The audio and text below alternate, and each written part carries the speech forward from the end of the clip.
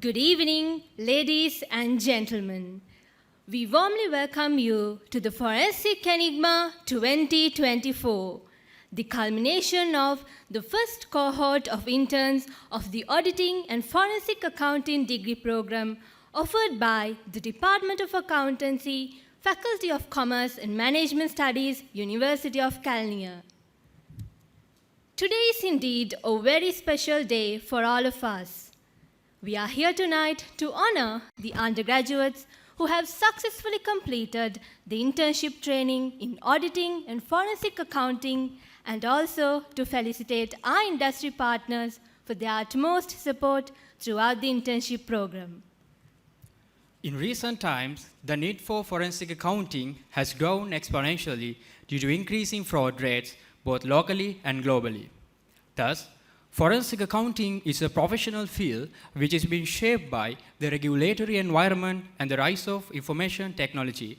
Thereby, with expertise in detection, prevention, and deterrence of fraud, the forensic accountants add value to organizations and the economy. It is a great honor to have you all here tonight, where the upcoming professionals are being honored for their outstanding achievements. With that note, ladies and gentlemen, let me once again welcome you to the Forensic Enigma 2024.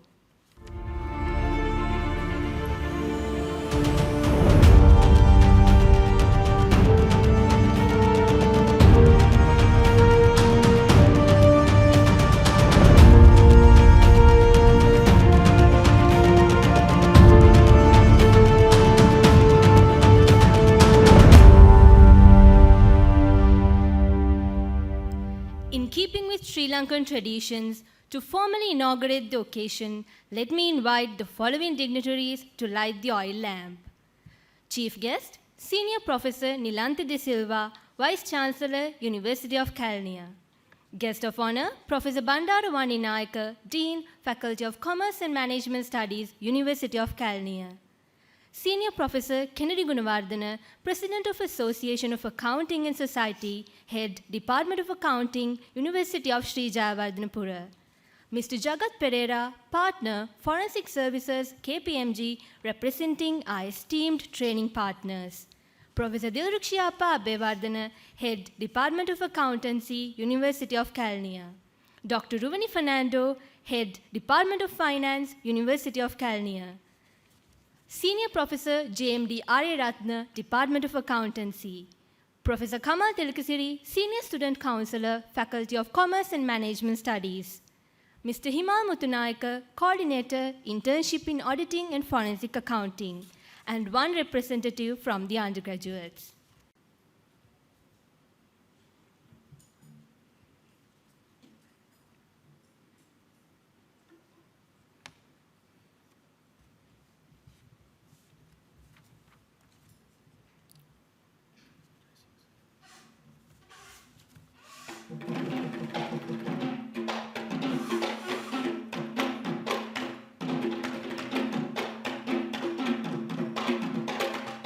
Mr. Asoka Jayasinghe, representing our esteemed training partners.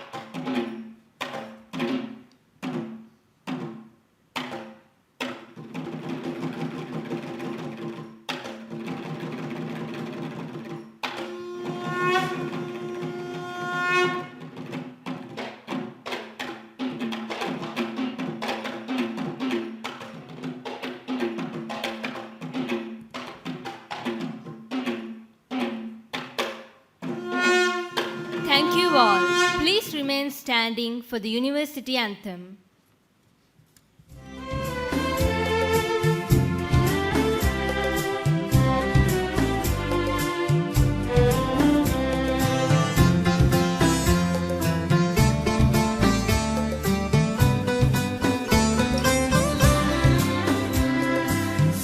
දෙසකිතු ගොස පුරුමය සුරකින සියත් සුවඳ විදු කිරණ බෙදාදෙන සරාසඳ කිවිදු ලතර උදාගිර කැලණිය සරසවි මාතා කැලණිය සරසවි මාතා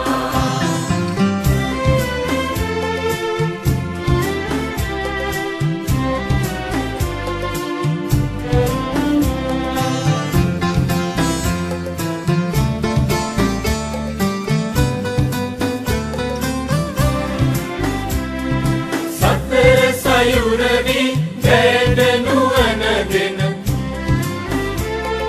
සත් සිලු මිනවි කිසුරු සලාලන දැයේ ජීව උල්පතවන් නොසිඳෙන කැලණිය සරසවි මාතා කැලණිය සරසවි මාතා සිය දෙස කිතු ගොස පුරුමය සුරකින සියත් සුවඳ විදු කිරණ බෙදාදෙන සරාසඳ කිවිදු ලතර උදාගිර කැලණිය සරසවි මාතා කැලණිය සරසවි මාතා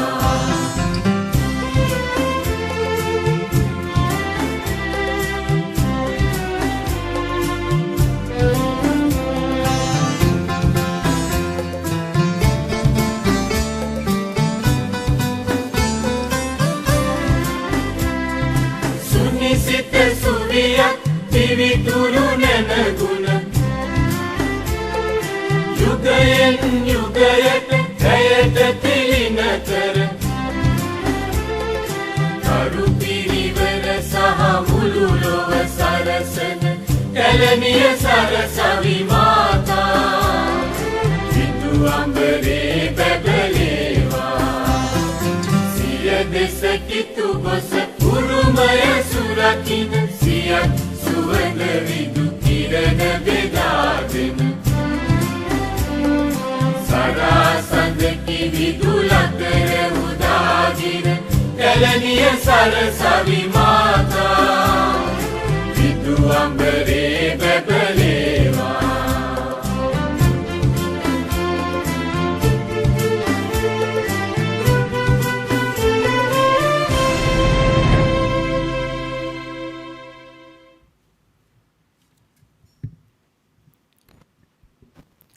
Thank you all.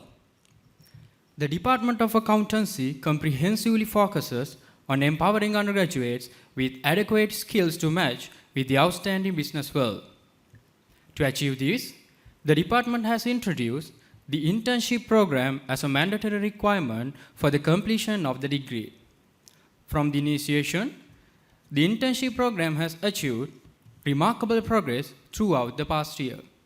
This year, the Department of Accountancy hosts the first ever internship felicitation ceremony in Auditing and Forensic Accounting, Forensic Enigma 2024, to provide a great opportunity for the interns to network with professionals and allowing them to showcase their areas of expertise.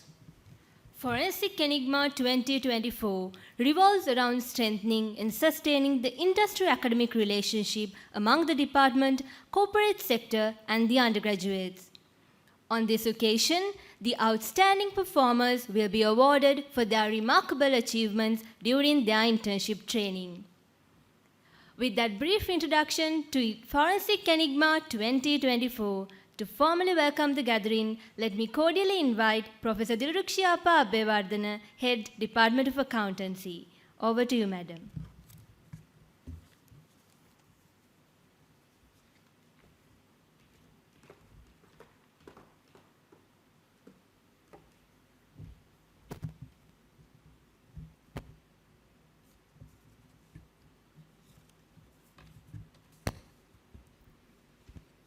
Good evening and welcome to Forensic Enigma, a remarkable celebration marking the graduation of nation's first ever forensic accounting students. Tonight we gather here not only to honor the achievements of these competent students but also to recognize the significance of forensic accounting in today's complex financial landscape. Forensic accounting plays a crucial role in resolving enigmas hidden within financial data. In an era where financial crimes and frauds are increasingly sophisticated, the need for skilled forensic accountants has never been more pressing. This professional possesses a unique blend of investigative ability, financial judgment, and ethical integrity, making them indispensable guardians of financial integrity. According to a research published in 2017 by Reshma et al. In the Journal of Financial Regulations and Compliance, they found that forensic accountants are in big demand, and they propose to develop forensic accounting education to cater the increasing demand for the profession. So following these 10 years back, the Department of Accountancy started preparing for forensic accounting degree and identifying the need of studying, introducing forensic accounting education. And we introduced first ever auditing and forensic accounting degree program in 2020 and enrolled the first batch in 2020. So we started this process back in 2015 and developed the program in line with international educational standards and Sri Lanka qualification framework. So the graduates we celebrate tonight have embarked on a journey that goes beyond mere numbers. Their expertise will not only safeguard the interest of businesses and individuals, but also contribute to the broader societal goal of fostering trust and accountability in our financial system.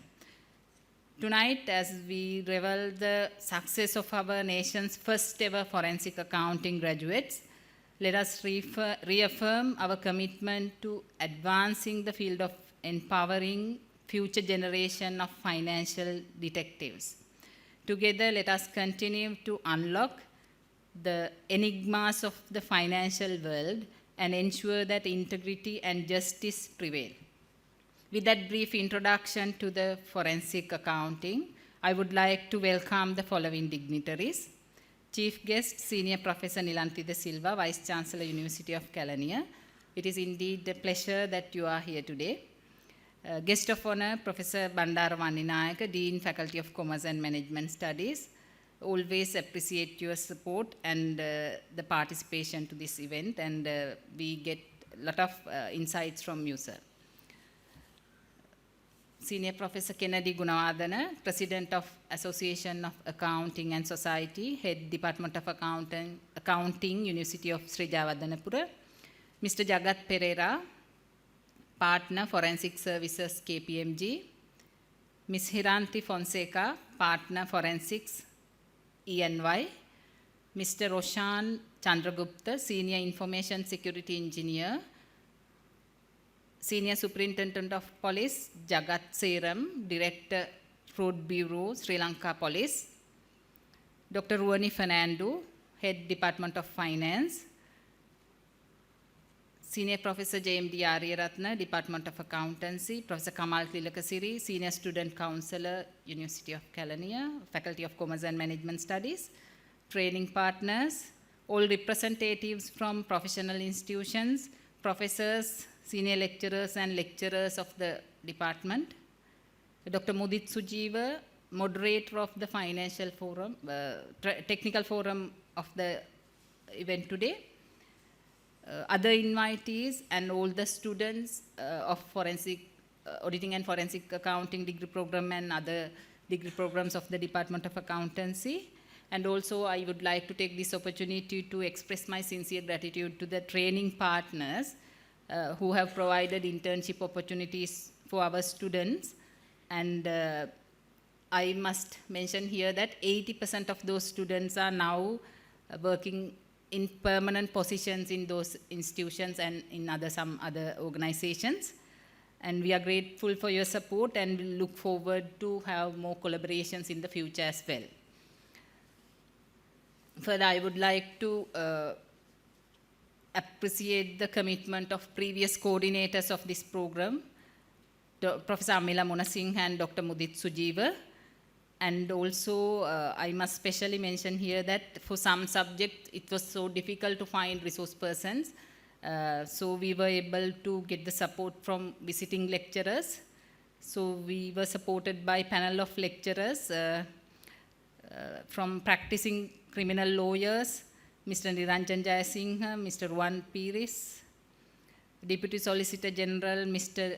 Dilan Ratnayaka, Mr. Dileepa Piris, and senior lecturer from University of Colombo School of Computing, Mr. Asanka Sayakara. And also I express my sincere gratitude to the coordinator of internship in forensic accounting degree program, the Department of Accountancy, Mr. Himal Mutunayaka, for his unwavering commitment in organizing this event. Actually, in a very short time period, he organized this event. So once again, welcome you for the Forensic Enigma and have a nice evening.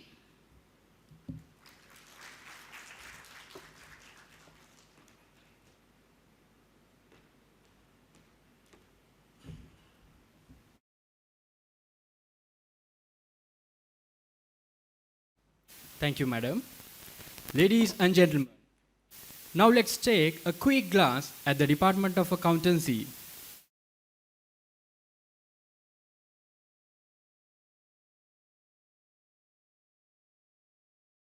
In the universe of wisdom, knowledge shines as the brightest star. Nestled within the ancient city of Kelaniya for over 140 years, this esteemed institution has emerged as one of Sri Lanka's premier national universities, renowned for its commitment to exceptional education and groundbreaking research. Through its unwavering dedication, the University of Kelaniya has become a beacon, expanding the boundaries of knowledge across diverse fields. At the forefront of the Faculty of Commerce and Management Studies lies the Department of Accountancy, a distinguished and influential academic division established in 1999. This department strives to cultivate students with both academic and professional prowess, empowering them to thrive in the fearlessly competitive global landscape. With an unwavering commitment to sustainable excellence in accounting education and research, the Department of Accountancy has positioned itself as a vanguard of knowledge, fostering intellectual collaborations and spearheading strategic initiatives. The Department of Accountancy is the leading department in the Faculty of Commerce and Management Studies. Our unwavering commitment is to develop students with academic and professional competencies. Within its ranks, the department boasts a cadre of highly skilled academic staff comprising esteemed professors and PhD holders from prestigious universities around the world. Drawing from their valuable industry experience, these experts are equipped to provide comprehensive guidance to students. Many faculty members are also qualified accountants holding esteemed certifications such as Chartered Accountants, Certified Management Accountants, and Association of Chartered Certified Accountants. The curriculum offered by the Department of Accountancy has garnered accreditation from the Association of Chartered Certified Accountants, further attesting to its quality and relevance.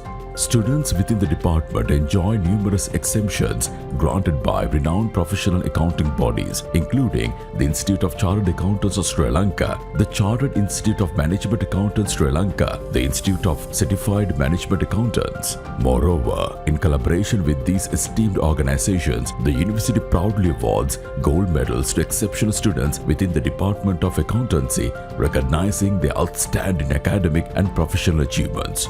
Facilitating an enriching environment for teaching and learning, the Department of Accountancy boasts state-of-the-art facilities. Its resource center, conference rooms, lecture theatres and computer lab are all meticulously designed to foster academic growth and exploration. The departmental library houses a vast collection of textbooks, research publications, and periodicals, providing students with an extensive array of resources. A recent addition to these facilities is the Smart Learning Zone, a technologically advanced classroom funded by the AHEAD project. This cutting-edge space empowers students with an immersive learning experience while enabling lecturers to deliver interactive and engaging lectures. In its quest to uplift accounting education and the accounting profession in Sri Lanka, the Department of Accountancy has forged strategic partnerships with leading private and professional institutions. Through a number of memorandums of understanding, these partnerships allow undergraduates to receive subject exemptions from renowned professional accounting institutions, fast-tracking their journey to becoming academically and professionally qualified corporate professionals. The Department of Accountancy at the University of Kelaniya currently offers 3 undergraduate degree programs: Bachelor of Business Management in Accountancy Honours Degree, Bachelor of Business Management in Auditing and Forensic Accounting Honours Degree, and Bachelor of Business Management in Accounting Information Systems Honours Degree. These comprehensive programs provide students with in-depth knowledge and specialized skills in their respective fields.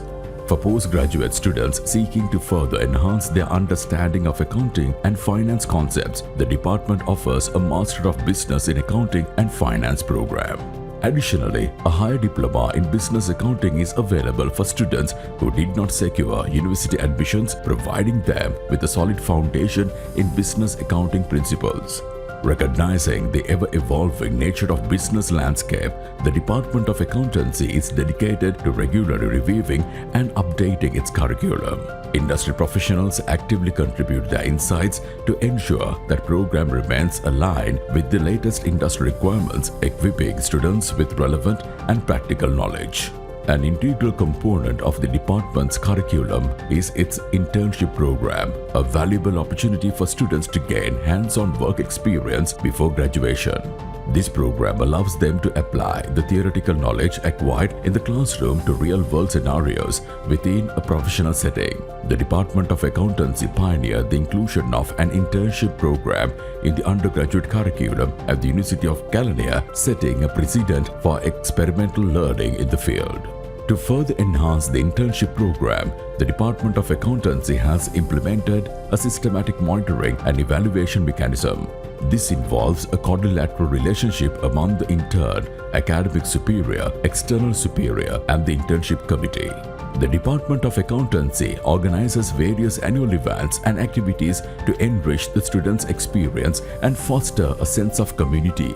Among these are Idea Night, a platform where accountancy students, academia, and corporate sector representatives can come together. iCare, a forum for sharing research findings and discussing contemporary issues in the accounting arena. Career fairs to assist undergraduates in finding training opportunities with reputable organizations in both the audit and non-audit sectors. And a teachers training program designed to equip advanced level teachers with new knowledge and teaching methodologies.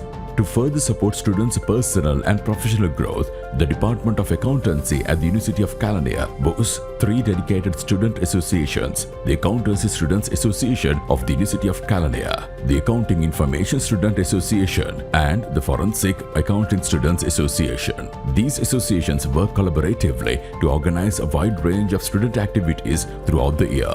By engaging in these events, students have the opportunity to develop valuable soft skills, enhance their leadership abilities, and foster a spirit of unity and understanding among themselves. In conclusion, the Department of Accountancy at the University of Kelaniya is committed to academic excellence, innovative teaching methods, and preparing students for their future endeavors. With its dedicated faculty, industry-oriented staff, cutting-edge facilities, and strong partnerships with professional accounting institutions, the department continues to shine as a beacon of knowledge, equipping students with the necessary skills and qualifications for success in the field of accounting and the related areas.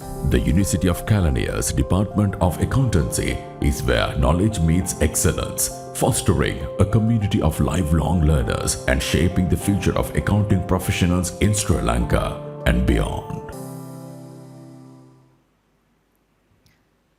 Ladies and gentlemen, now I would like to invite the guest of honor of the day, Professor Bandara Vaninayaka, Dean, Faculty of Commerce and Management Studies, University of Kelaniya, to address the gathering.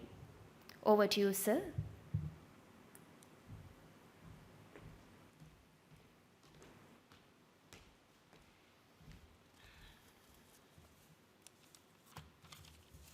Thank you for invitation. Senior Professor Nandhi Silva, Vice Chancellor, University of Kelaniya, Professor Dilruksha Abhivardhana, Head Department of Accountancy, and all other heads of the Department of University of Kelaniya, and all faculty members, distinguished industry partners, and distinguished invitees, panel members, my student, ladies and gentlemen. Very good evening to all of you. This is my privilege and indeed honor to address you few words in certificate awarding ceremony of internship completion program called Forensic Enigma 2024. First of all, let me congratulate all of our students who have successfully completed their internship in Auditing and Forensic Accounting in different organizations during last couple of months. And now they have already secured their permanent placement in the different organizations. When we consider the situation of the country as well as the world, I think these days fraud and corruption become very the trending thing. 2020, I guess, Department of Accountancy initiated or introduced this program. Sometimes those period also this requirement were there, but I think now a lot of forensic accounting professionals are needed because it is become a world trend. Not only that, in our ecosystem is concerned, I think fully corrupted from individual level to the organization level. It is not common to government organization. Most of analysts I have seen, they are talking about in government organization highly corrupted, I accept. But in same time, I believe it is very common trend to the private sector organizations as well. And therefore, the Department of Accountancy, I think they forecast this requirement the few years back. They came up with the concept and they designed good degree program, Bachelor of Business Management, Forensic Accounting and Auditing. And now it is the fulfillment, actually the fulfillment of the national requirement of that professionals in the labor market. Then when we take the curriculum of Forensic Accounting and Auditing degree program, the lot of technical knowledge they are trying to develop in their graduate profile I have seen, especially fraud detection and prevention. There are a lot of techniques they have that included, embedded in the syllabus. In addition to that, data analytics also there, because through the data analytics, the students were trained in order to identify some trends of possibilities to make some fraud or corruptions. In addition to that, as Professor Dilruksha mentioned, the governance and ethics, it is really important because any organization, any business entities, the stakeholders are expecting transparent financial reporting and financial transaction. The forensic accounting professionals support to maintain that good governance and ethics. In addition to that, the legal compliances, because a lot of legal requirements are there, especially in financial reporting. The financial forensic accounting professionals can support to that reporting part, and that also one skill they are trying to develop in the curriculum, I have already observed. In addition to that, the cyber security aspect also up to a certain level, as well as international transaction, and all the aspects they have included in the syllabus and detailed curricula. And industry professionals as well as the academics, they are delivering those course units. Therefore, I believe it is very big service to the country as well as accounting fraternity. Therefore, as a dean of the faculty, I really appreciate all the industry partners. They have given opportunities to the student who get the hands-on experience in your organization, as well as I invite you to, in addition to this, the partnership, or in addition to that, the giving opportunities to our student, if you can come to agreement with the university or come to collaboration with the university in order to fulfill that national requirement in terms of research or in terms of sharing knowledge, or sometimes we can do some tailor-made courses we can design. Otherwise, we can have some forums in order to discuss some issues of forensic accounting and auditing and providing more knowledgeable or developing more knowledgeable graduates to the nation. And therefore, I really appreciate all the industry partners, as well as I again congratulate all the students who have successfully completed that journey, and wish you all the best, as well as I am really proud of all of you, especially our members of the Department of Accountancy. And thank you for inviting me. Thank you very much. Have a nice evening. Thank you.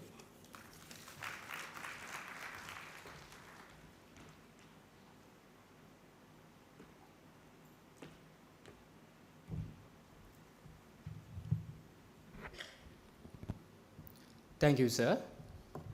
As one of the innovations of the Department of Accountancy in its remarkable history of contributing new ideas to the accountancy arena, we are proud to present Case Studies in Forensic Accounting, Volume 1, with the theme of Decoding Deception. Now, it is the ideal time to launch the Case Studies in Forensic Accounting, Volume 1. For that, I would like to invite Senior Professor Nilanthe De Silva, Vice Chancellor, University of Kelaniya, accompanied by Professor Dirukshiyapa Bewardana, Head, Department of Accountancy, and Internship Coordinator, Mr. Himal Mutunayaka.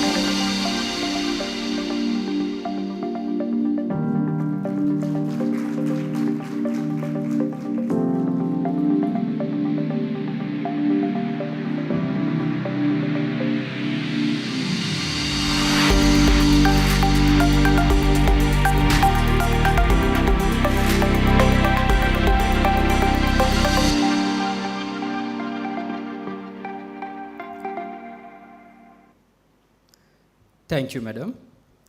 The Case Studies in Forensic Accounting Volume 1 can now be accessed through scanning the QR code available at your table. Ladies and gentlemen, let's move to our next item of the agenda. Now, the stage is open for our colleagues. An investment in knowledge gives the best interest. With that quote of Benjamin Franklin, let me start one of the most important sessions of today's event. Case studies presentation in forensic accounting. With the invaluable experiences DOA interns have gained by successfully completing the internship program, this session of knowledge sharing will undoubtedly be interesting and insightful. Now, let's discuss some of the case studies which were launched a few minutes ago. I'm Fahra and this is Abdul, the moderators of the session. And now let me introduce my colleagues, the presenters of today's session, Yashan, Minduli, Achini, Yuan, and Rashini. Yes, Abdul, as all of our case studies are based on forensic accounting, I think it's better to start off this session with a background understanding on what forensic accounting is. Yes, Fahra.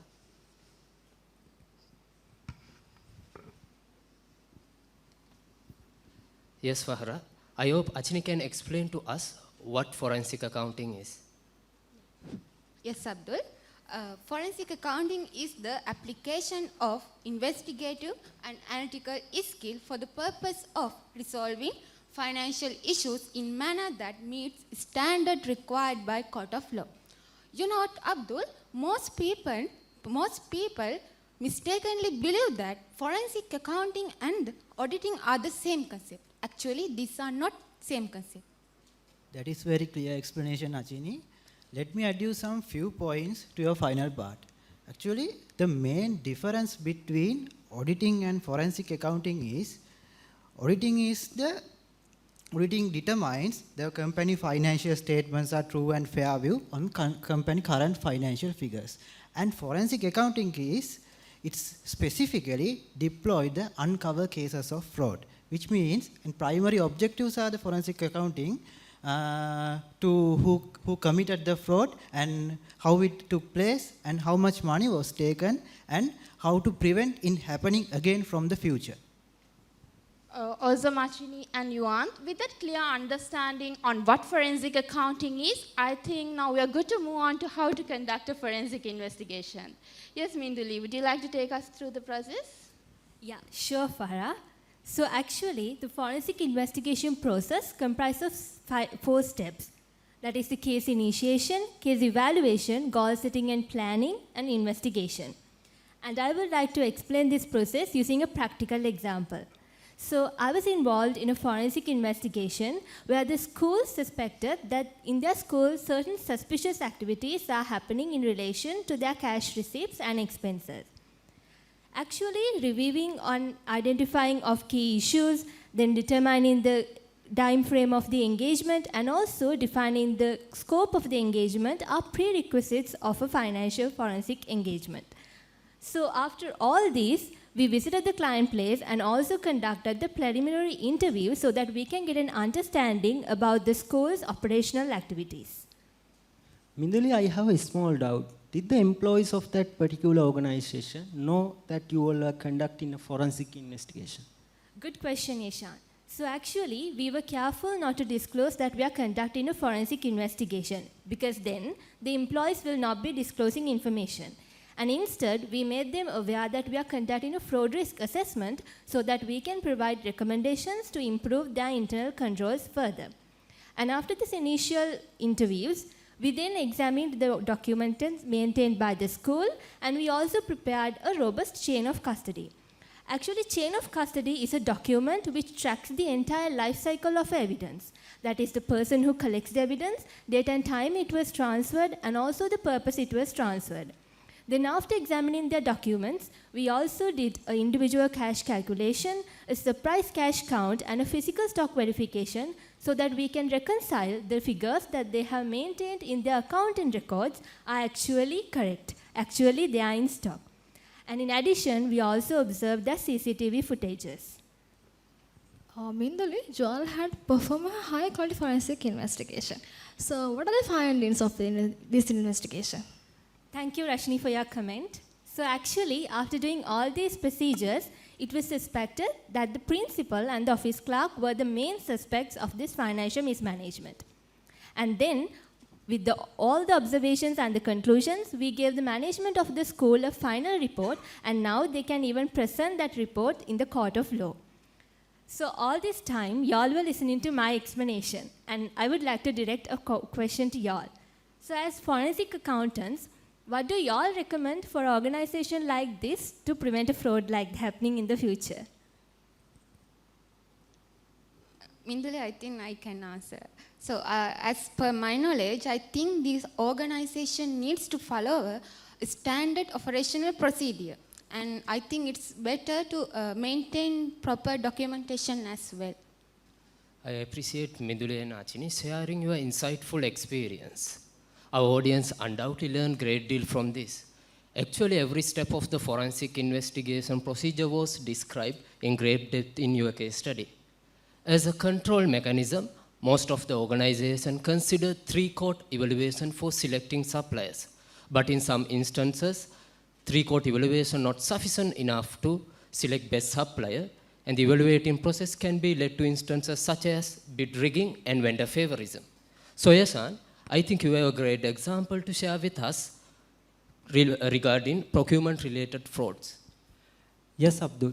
This case is regarding one of the foreign-funded project, and the project was implemented by a local agency. They have hired a project management unit to conduct the project activities. For that, they have evaluated three courts to select the best supplier. The procurement process was handled by the procurement manager, and she was suddenly resigned from that organization. So, we were in a significant issue to investigate further on this matter. That was the main concern in our investigation. Yashan, as I can understand, it is a huge barrier to conduct further investigation. So, what kind of action did you take to evaluate the procurement process handled by the former procurement manager? Yeah, Rashini, our team had to access the data backup of former procurement manager. So, the team decided to take a digital image from her laptop. That was the procedure we followed. That sounds interesting, Yashan. So I'm pretty sure that you were able to discover some interesting facts out of it. And can you brief us through what kind of evidence you were able to discover from digital imaging? Yes, Fahra. That was the turning point of our investigation. And we were able to identify the procurement process was handled by the procurement manager, and all the potential suppliers were recommended by the project manager, and the request for quotation was prepared by the project manager. After recommending all those suppliers, the procurement manager has requested from those suppliers, and out of those 4 suppliers, only 3 suppliers has submitted the quotation. And also, supplier A only has submitted their quotation at the given time of deadline for LKR 161 million. And after that, that quotation was shared with project manager by the procurement manager. After then only, supplier B and C has submitted their quotation for the evaluation process. Based on these 3 quotations, the local agency has selected supplier B as the lowest bidder. When we are looking at the supplier recommending mail by the project manager, we were able to identify that the contact details of the supplier B and C are the same. So it's also a red flag, and we decided to further investigate that matter. So the team decided to check the background of those companies, and we were able to identify that supplier B and C has the same initial directors. It means same supplier has submitted quotation for this evaluation. That was our finding. So Yashan, in theory we have learned a concept called bid rigging. Is it the same which has happened in this case as well? No, Minduli. It seems like vendor favorism. Achini is also having a similar case, so maybe we can come to a conclusion whether it's vendor favorism or bid rigging after listening to Achini. Yes, Achini, now let me turn towards you. If in a company, a group of fraudulent individuals holding position of authority with extensive experience and in-depth knowledge on the overall procedures and the workings of the company, they may exploit all these attributes to commit fraud and to create a fictitious supplier. So what do you think about this, and were you able to come across with those sort of scenario during your internship? Yes, Vara, I have experience. The case was collusion in a manufacturing company. There were 3 suspicious persons. You can see the slide. The main fraudster is the procurement manager, and then production planning officer and warehouse officer. So these, as I remember, so they had done 12 years experience, right? So these fraudsters, I mean, the main fraudster is the procurement manager. They all had this through the SAP system, and all the communication are done through their office email. So during our investigation, we have observed that the GRN have created without receiving physically good to the company, but the finance department has made payment based on the supply invoices and the GRN created in the SAP system. That is the case for her. Well, Ajini, this creates our excitement to know more about how this fraudster engaged in this kind of a fraud. Yes, Farah. You know what, Farah? Taking advantage of companies' control environment loopholes by fraudster can slightly use them to their advantage. So in this company also had an internal control loopholes. By using them, this production planning manager has created fictitious supplier and the unauthorized material code.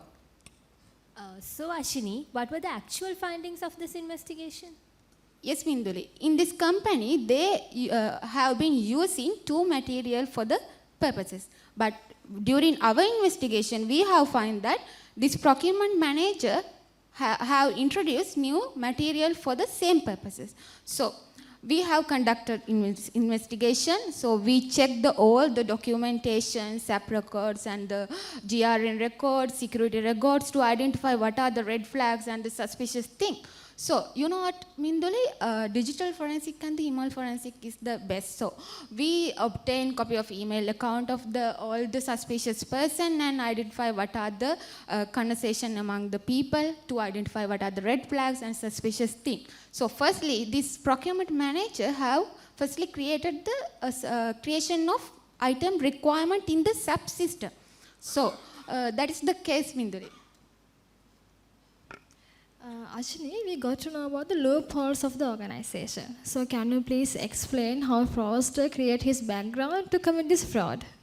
Yes, Rashini. When I moved to the activities carried out by this procurement manager at the fictitious supplies company, so you can see the slide. He firstly created the creation of profile and the letterhead. So how we find that? Actually, we, as I told you, this person have created the fictitious company profile. I mean the company document profile. So how we find that? Actually we checked the email and we have observed that this procurement manager have shared this document with his close relationship. So we checked that and we have identified metadata of this document and the properties of this document, and we checked that this document have created the fictitious this procurement manager. So another example is business registration and details. So here actually we check the address of this fictitious supplier. There has an address. Actually we checked that. We visited to this address. There has no company like this. Another example is office premises photograph. So actually here this fraudster submit the office premises photograph to the company. The normal procedure is the suppliers needs to submit the office premises photograph. It's a edited one. How we find that this photograph has the in this photograph there has a car appear. Actually we check this car number. Its car is used by this procurement manager to visit the office premises. I mean this office. Right? So, and another example is self-produced invoices. So, another example, so I tell, so this procurement manager has used other invoices format to create these invoices. These are the things. Actually, it's a really interesting scenario. I need a clarification from you. Could you all identify any red flags from this? Yeah, sure. Yes, Shan. Actually, we checked all the Facebook and Instagram, LinkedIn account. We have observed that this procurement manager, recently, during our investigation, we have observed that recently, this procurement manager had a new car, had bought new car and the new apartment, and he traveled the world. Those are the red flags. So, Achini, it is hard to believe that a person has more assets compared to his earnings. With that, Yuan, I would like to know how fraudsters play their game in valuation and leasing industry. Yes, Abdul. Imagine this, guys. You need a vehicle valuation service in Sri Lanka, and you trust the professionals to give you an accurate assessment, and based on that, you can get decisions. But what if I told you there is a big scam going on? But what if I told you that customers are being tricked into believing their vehicles are more worth than they really are, based on the inflated valuation reports. So, moving with my case, there is a valuation company, one of the subsidiary of the leasing company, which offers operating leases and rent-a-car service and valuation service as a core business activities. As an investigation team member, our primary objective was the high-level investigation of the valuer selection process and what are the communication between the valuation company and the leasing company, and what are the valuation methods that providing the valuation company. Joan, this case seems like a very interesting case. Can you please explain how valuation results leads to leasing fraud? Yes, Rajini. Let's assume there is a person who wants to buy a second-hand car, and also he has suffered with some financial struggles, and he cannot afford a car by fully payment. What's his option? Either go with the lease facility, either go with the vehicle loan. In moving the first option, in order to grant the lease facility to that particular vehicle asset, it should be revalued by the independent panel valuer who registered under Panel Valuers Association in Sri Lanka. In that scenario, the marketing officer of the leasing company, the marketing officer of the leasing company said, you can get the lease facility. There is a valuation company which attached to our company. You can get the valuation service from there, and you come with the valuation report, and I can assure you, I can grant the lease facility to your vehicle asset. So, during the observation of the company operation guideline, we have identified that the independent panel valuer should be independent by the leasing company, which means in this case the chief valuer has changed the valuation amount, that amount requested by the marketing officer of the leasing company. You can see, guys, there is a clear direction of breaching the independence prior to the vehicle inspection. So Yuan, there has been a huge revenue manipulation. And if I were the audit committee chairman, I would definitely ask you this question. So who were the culprits of this malpractice, and what were the solid evidence that you all were able to gather? Yeah, that's a very good question, Minduli. We examined some inspection reports, and we have noted that the inspection report, the valuer has not put the market value and the for sale value, the appropriate space given in the inspection report. Instead, he has mentioned in elsewhere. When we question about some senior valuers and chief valuers, it came to our attention that space has utilized for the amount requested by to put the amount requested by the marketing officer of the leasing company. And also, furthermore, when we examination of the audit trial logs, we cannot, even though we got the physical 30 evaluation report, but we couldn't find any systematic report. And we thorough investigation of audit trial log, even though we cannot identify that system generated report. What we did was, we got the database access and we got the live system access. We got the database system access for the particular transaction, particular period transaction, and the live system data for the particular transaction. And we did the database reconciliation. We identified that chief valuer has been approved that 30 valuation report at the off-peak time, which means 12 a.m., 1 a.m. and 2 a.m. likewise. So when we question about the IT department, it says the audit trial is not activated in the off-peak time. That's why system did not capture the off-peak transaction at the live system. So, and finally, the case study, moving with my case study, after the customer received the overvalued valuation report, he provided to the leasing officer. The reason why I am telling is, the ultimate intention of the customer is get the lease facility, because he did not consider about the valuation amount, because after he get the lease facility, then he can utilize the vehicle. That's the thing. So at that time, we can see whole the case, there is a massive corruption, which means breaching of the independence prior to the valuation, and there is no any independence between the valuation company and the leasing company. It's like a beyond a fraud. Yes, Yuan. As a standard practices of the forensic investigation, We know the only report only fact findings, not any recommendation, because it is crucial to maintain objectivity and impartiality throughout the investigative process. So Yuan, as a forensic intern, can you suggest some recommendation to prevent potentially fraudulent activities? Yes, Abdul. That's also a very good question. So in my case, you can see there is a huge revenue manipulation, but it is not any financial losses to the company in current status, but it could be lead to any significant reputational damage and potential significant reputational damage to the company.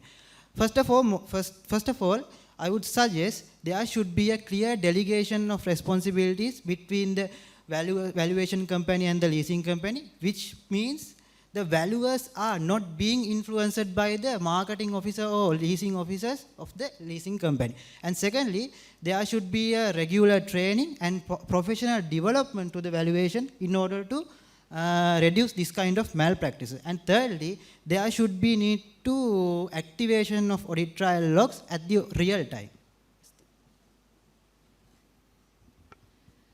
Well, Yuan, so those are the clear directions for the internal control to be implemented in a robust manner so that we can hinder the opportunity for the fraudsters to commit fraud. Yes, Rashini, so when it comes to the occupational fraud, there are three types: as asset misappropriation, corruption, and financial statement fraud. So would you like to take us through the most commonly perpetrated occupational fraud, which is asset misappropriation? Yes, Fahara, you're correct. The most common occupational fraud is asset misappropriation. It's where employee misuse employee asset for their personal benefits. When we talk about the cash theft is the most widely happening fraud under asset misappropriation, as well as there are many other schemes of asset misappropriation. As any organization, assets can disappear as the result of without having proper internal control. Let me take you through one of the practical scenario. In the organization, officer in charge was accused of a significant amount of the cash theft from safe. Additionally, he had misused physical security device to transfer the money to his personal account as well. So Rasini, as you mentioned, internal control weaknesses result in irregularities. What were the internal control weaknesses identified during the investigation? Yes, Abdul, definitely. The teams was identified several internal control weaknesses. The main internal control weakness is use physical security device. It's mean they use physical security device to approve in payment or in online banking portal. Further, they can use a mobile app with a notification with payment is initiated. As well as the staff use personal identifiable password in online banking portal as well. Another internal control weakness is CCTV coverage. When we inspect the CCTV footage, we can identify that the CCTV coverage is not available for the area where the cash safes are located. Great job, Rasini. You well explained the component.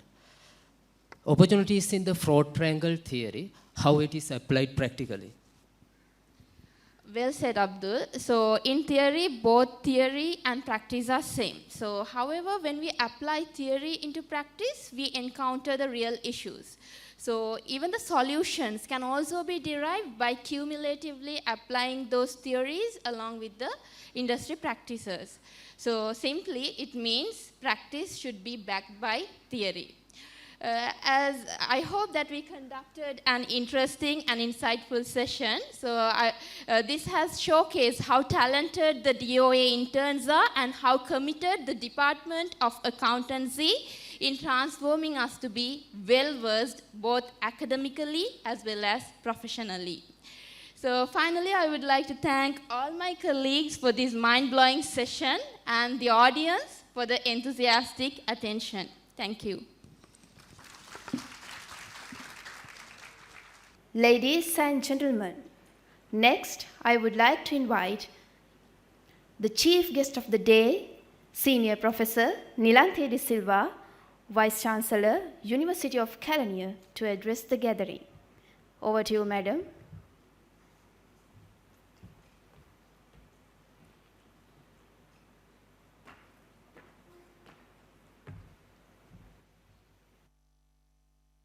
Good evening, ladies and gentlemen.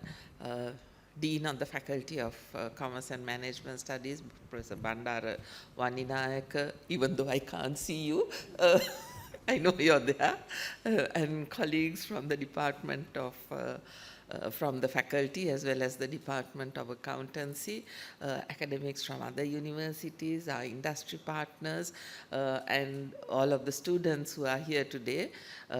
I'm told that the students have now finished their internship, finished their final year exams, and they are awaiting results. I am sure that they will all pass with flying colors and that they will do our university proud. I really had no proper idea about what forensic accounting, audit and accounting is about until this evening, but there's a lot that I can relate to on many different levels.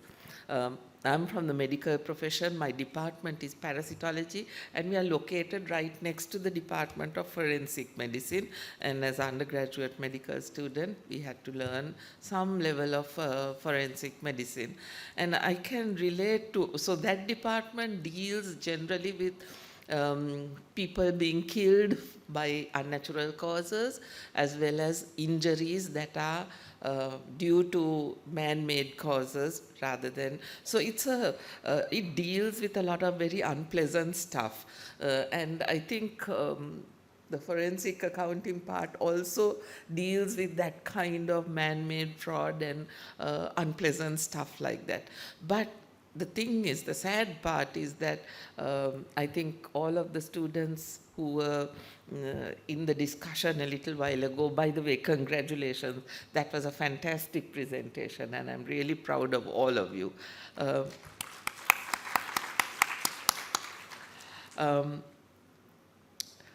They were talking about their experience, I think, in the corporate sector. Many of them would have done their internships and got these experiences in the corporate sector. I can think of examples of each one. I've been working in the university system now for 30 years, and I can think of examples of every one of those different types of fraudulent activities that the students talked about. And so, as Professor Vaninayaka said a few minutes ago, these are issues that are pervasive throughout our country, problems that we have to deal with at many different levels, in many different sectors. And I think that the Department of Accountancy has been very foresighted, and I congratulate the academic staff on their vision in putting together a curriculum that will produce graduates that will enable us as a country to deal with the problem of corruption, misuse of funds, and so on. So I know that we can't offer degree programs, especially in very highly skilled technical areas like this, without having academic staff members who also have the expertise to put together the curriculum and teach students. And despite all of that talk about not having sufficient experts and having to get visiting lecturers and all that, I know that the Department of Accountancy has a lot of expertise in this area, that because they are called on, the letters go through me when they are invited to give lectures or become consultants in different areas. I know that their services are highly sought after in the country, and I'm very glad that in that way our university is able to contribute towards national development, sustainable national development, because if we can minimize fraud and corruption, that means that we have that much more resources to go around to use for actual development that goes for serving our nation. So congratulations to the academic staff of the Department of Accountancy. Congratulations to the students who have successfully completed their internship programs, and congratulations and many thanks to our industry partners who have nurtured our students and supported our academics in conducting this degree program. I hope it goes from strength to strength. I'm sure it will. It's not just a wish. I'm sure it will. And whatever I can do as a Vice Chancellor to support the growth of the program, to support the service that we are doing to the country, I'm there for you. Thank you.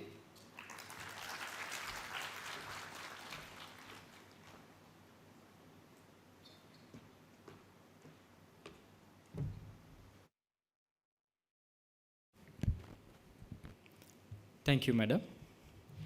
Dance is the joy of movement and the heart of life. Now, it is the time for our own undergraduates to soothe your eyes with a traditional dance.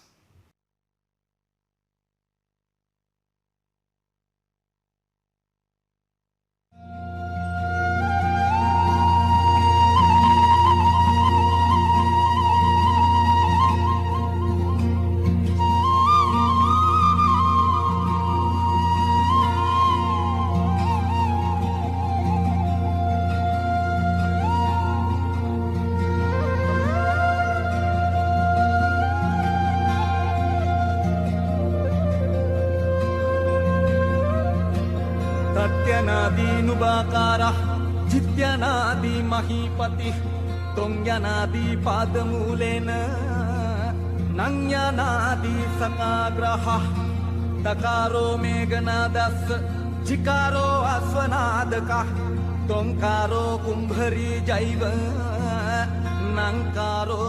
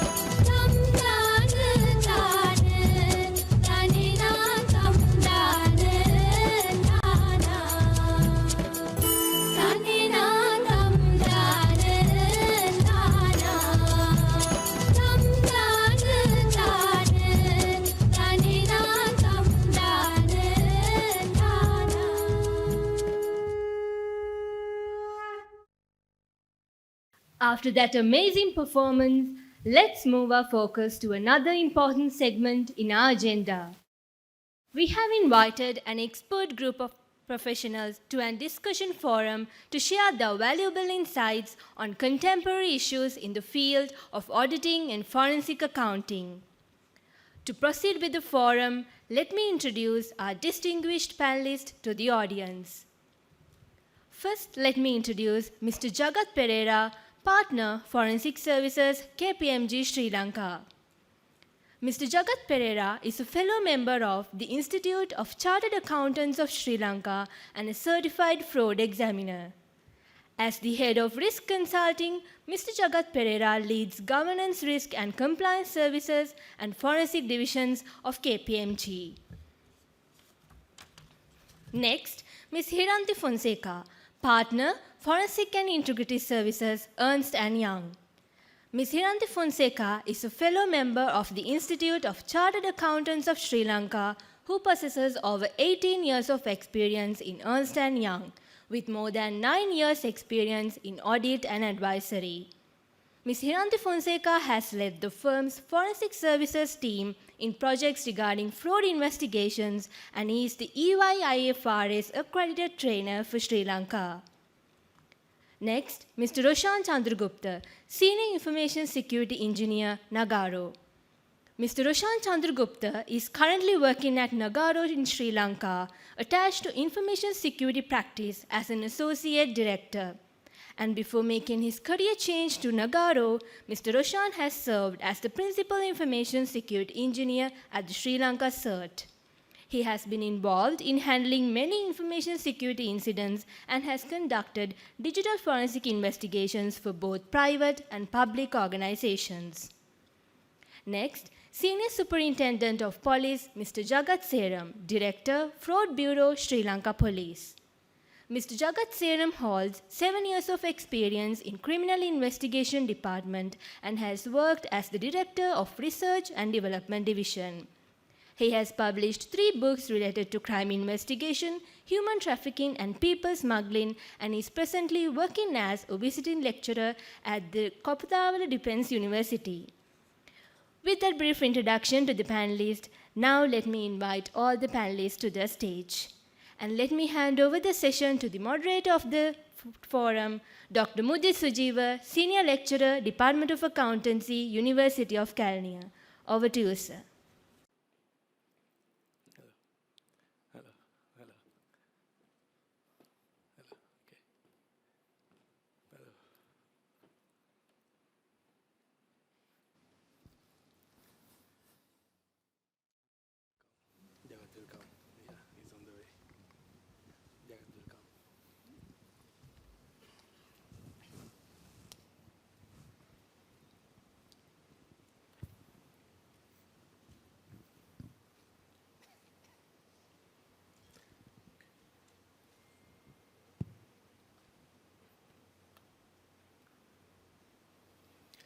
Thank you. So good evening to all of you. So let me warmly welcome once again all the distinguished invitees and everybody here. So to the Forum of Experts, Forensic Enigma 2024. So the significant negative impacts of fraud and corruption are well discussed and documented, from reducing the quality of public services and economic opportunity to supporting criminal activities with horrific human cost and ultimately putting the achievement of the economic goals out of reach. Fraud and corruptions are complicated, and its drivers and enabling factors span government, business, society, and culture. Therefore, the solution is the fight against it, where a broad array of diverse stakeholders all need to do their part to make a difference. Business plays a significant role amongst stakeholders in the anti-corruption ecosystem. Due to their scale and global footprints, the largest publicly traded business have a disproportionate impact. At the same time, there is increased focus on the future of corporate reporting, and investors and other stakeholders ask for relevant, reliable, comparable information that goes beyond the financial statements.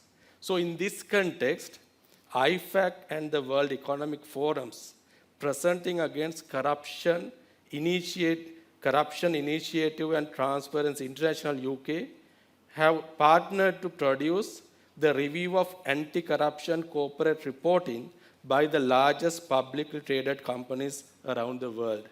So That is where anti-corruption reporting is coming into play.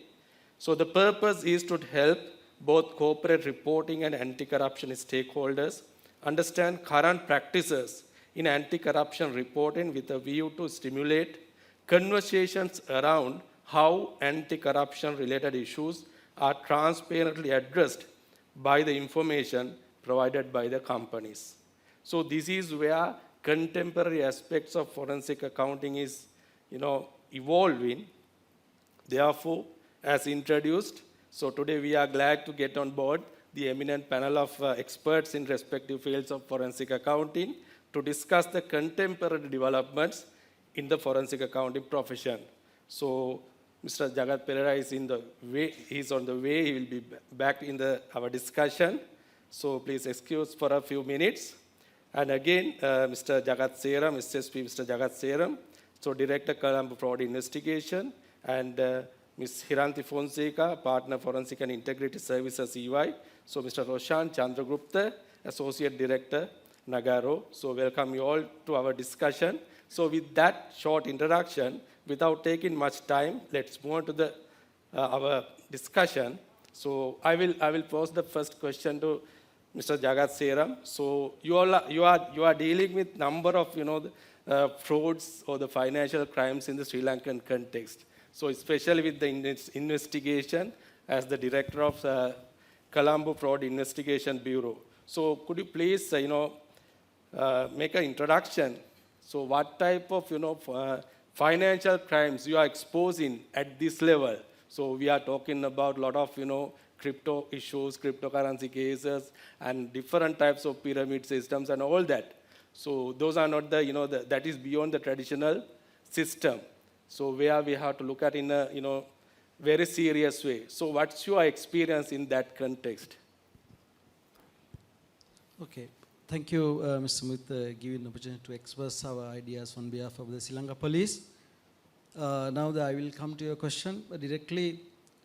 Actually, Mr. Modita, we have had to engage with the main 5 categories according to our penal code to do the fraud investigation. Then I will explain 1 to 5. The first one is cheating. The second one is misappropriation of properties, misappropriation of money, and misappropriation assets. And the third one is using fraudulent documents to do the fraud. Then the fourth one is breach of trust by the perpetrators. And finally, the polygamy. The polygamy means, I think, what is polygamy. Then if anyone go to the second marriage, except cancelling the first marriage, normally we call polygamy. Then according to this main categories, we have to run the investigation.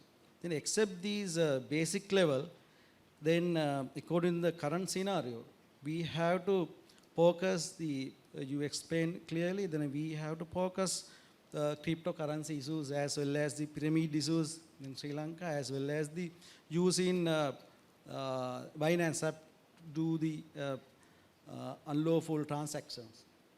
Because of then I think it is better to understand what is the fraud investigation. The fraud investigation is a process to determine whether fraud activity occurred and what is the aim of fraud investigations.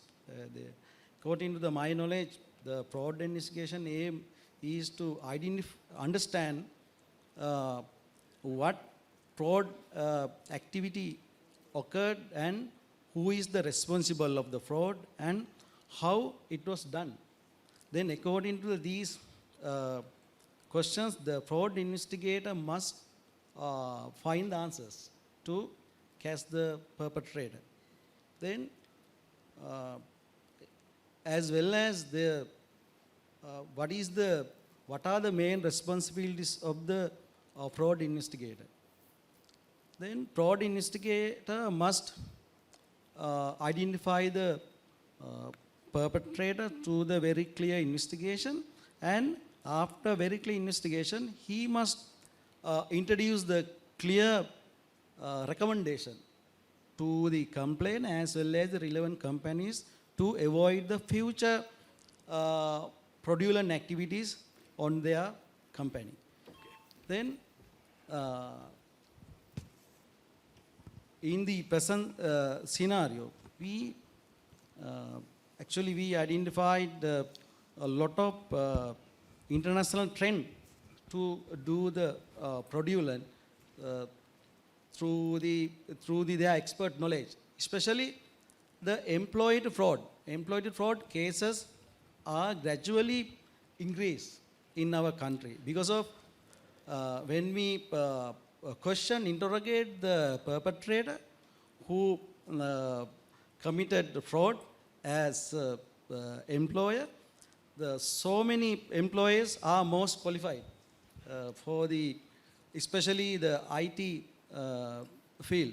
And you mean white collar crimes? Oh yes, actually we can identify they are the white collar criminals. Then when we think about the other countries, the other countries actually they give first priority to trace the white collar criminals because of the distinguished guests and the students. These field is highly affected to any country's economy. That's why I think we must give the first priority to avoid like these fraudulent activities, and we should identify who are the white collar criminals in our country. Then according to my previous explanation, then when we interrogate the employee, a lot of employees are the graduate, and they gain very special degrees regarding the forensic accountancy field, and they know how to go through the system and how to change the data and how to add the data to the system. Then I think is a it's satisfied really, yes. So just to add in on that, so main point is that the trend is very positive. I mean, number of frauds and the cases, but again that white collar crimes are getting more and more. Exactly. So that is very serious situation. Brilliant. But again with that, the level of education is getting high, so the number of frauds are getting high, and that value is also getting high. Yeah. So all these concerns are there. With that, so I move on to the Ms. Hiranti. So just to add on to that, the question. So the recognizing the behavioral clues are very critical. So even before that, the committing the fraud, we will be able to figure out or recognize some, behavioral clues of the fraudsters or the preparators. So that part is really important, not only for the investigators, but also for the other managers or all the stakeholders within the, the system.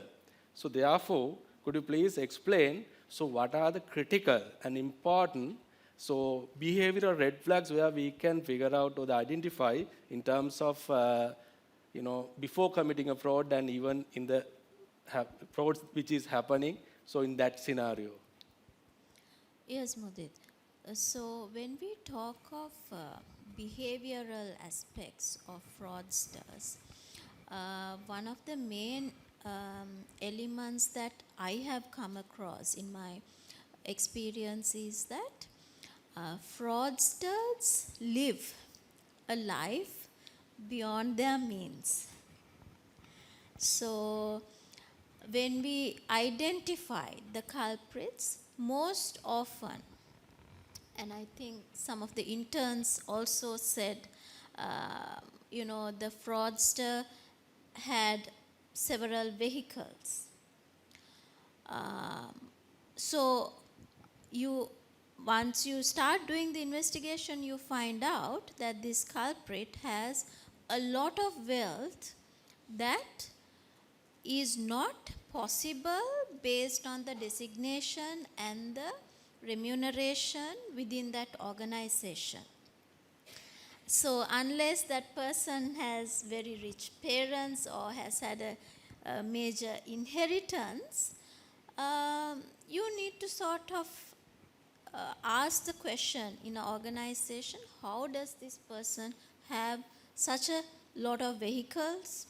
Or if you look at their Facebook, as co-workers, you see luxurious houses or, going overseas all the time.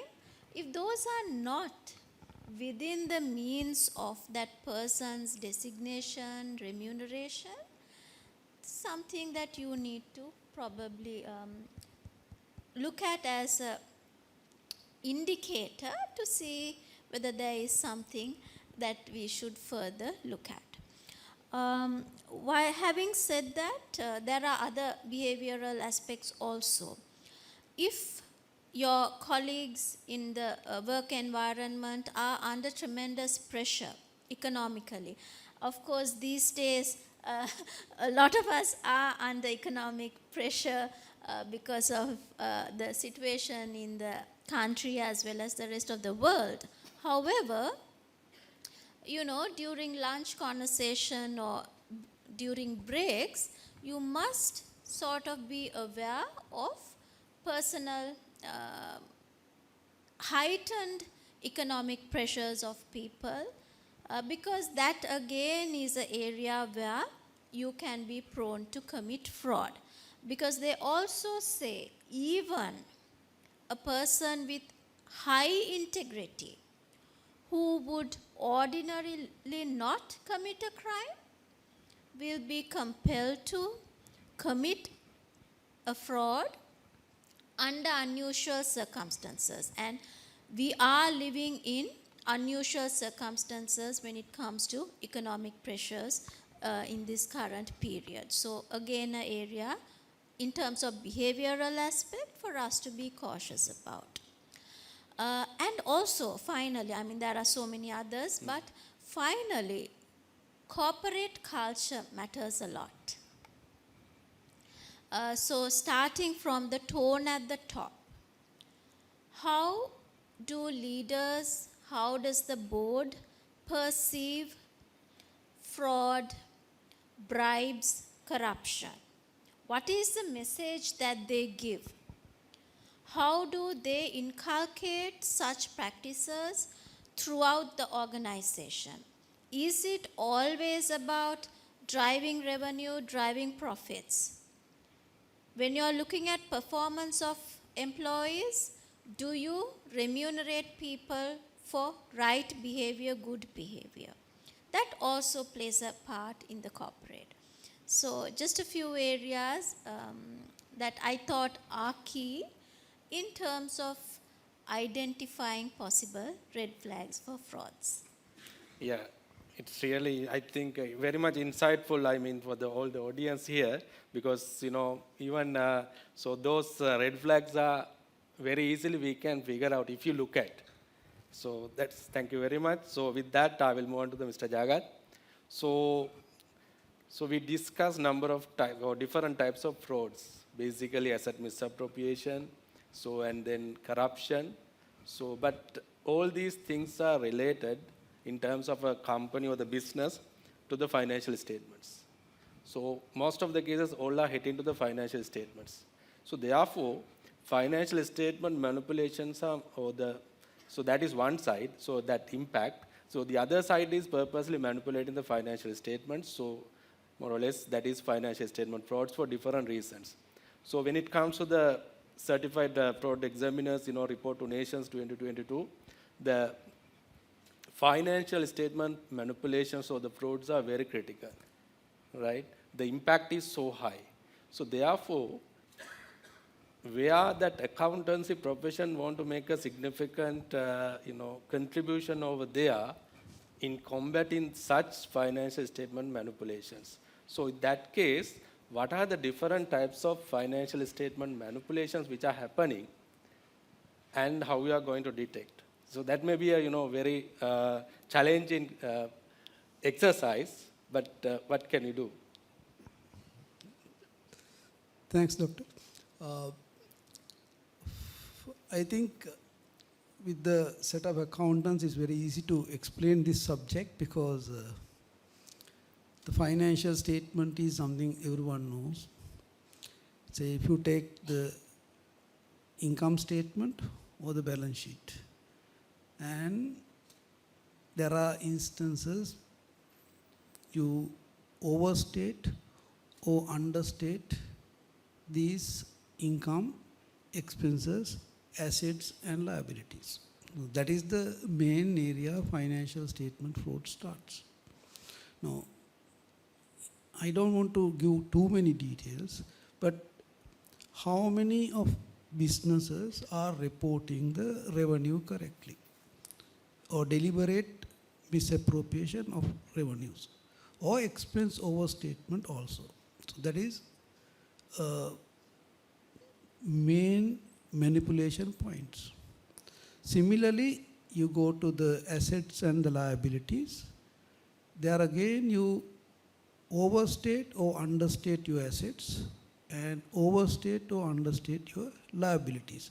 I mean, based on the objective, you may take certain decisions. Now, these are all financial statement related frauds. Now, this is a very simple way I'm explaining, and I can go into the details what kind of assets, what kind of liabilities that you can manipulate.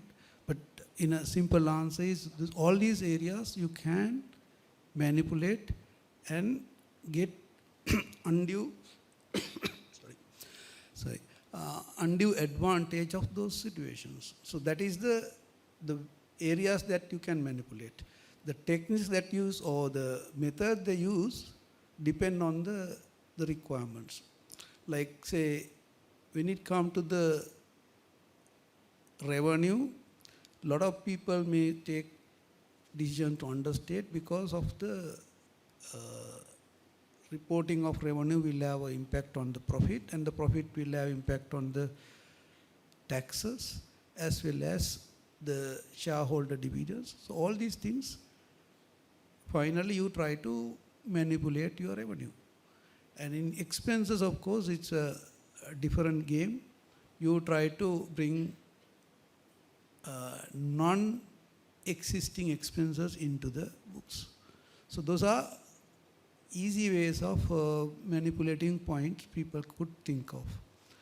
So how we could detect, of course, balance sheet, of course, relatively easier because you know what is in the balance sheet and that asset or the liability should exist. So if you go further down and see the existence, you can see. And the completeness of the asset also, asset or the liability also you can see. But in terms of revenue and expenditure, it may not easier to someone to easily find because those will have a different method of manipulating that numbers, because depending on the industry, depending on the type of operation, people will do different aspects. I mean, say recently there were some stories about the revenue manipulation by some of the people in the public domain. So I don't want to tell what exactly it is, but these things can be done. I mean, I don't say anyone is doing or not, but this can be done. And I think the accountant's role. Now, my biggest problem is most of these cases are finally getting entangled into the accounting profession. And unfortunately, I would say the accountants also are responsible for that process. In certain instances, I would say they are not, but overall, they are also partially responsible because they are the people who knows about these numbers and they know how it should have come into the picture, and maybe they contribute for those fraudulent activities in a directly or indirect manner. So the accountant's role is very important because we talk a lot about the accounting standards. We talk a lot about the ethics. So it's very important for us to bring everyone into the same requirement and make sure everyone is doing the right thing. My general comment is accountants should not try to do the business and make sure the profits are there or not. Their job is to make sure the financial reporting process is correctly done. And if it is done, obviously the numbers will be right. So that is the message for the accountants. They should not try to do the business and see whether the business is making profit or not, because they cannot increase the profit or increase the assets by accounting way. They should use the correct accounting, and the business will do the performing of those activities and making profits or losses. So that is a separate target. So that differentiation we should understand. And maybe the last point I would say is we need to revisit, or I would say we have to change the people's mindset right from the beginning. I don't think it is easy to change the adults. This program should start from the kindergarten. At the early stage of life, we need to teach the people what is right, what is wrong, the good and the bad.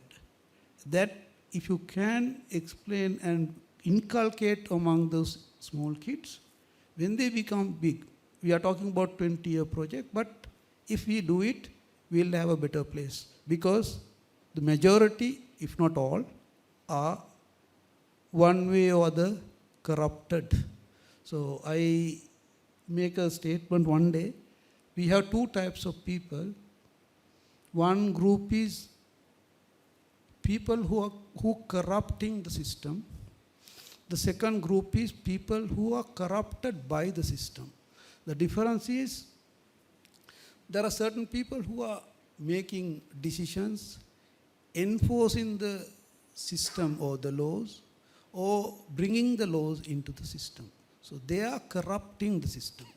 The rest of us are corrupted by the system because we have no other choice. We go and do the wrong things, thinking that that's the only way for us to survive.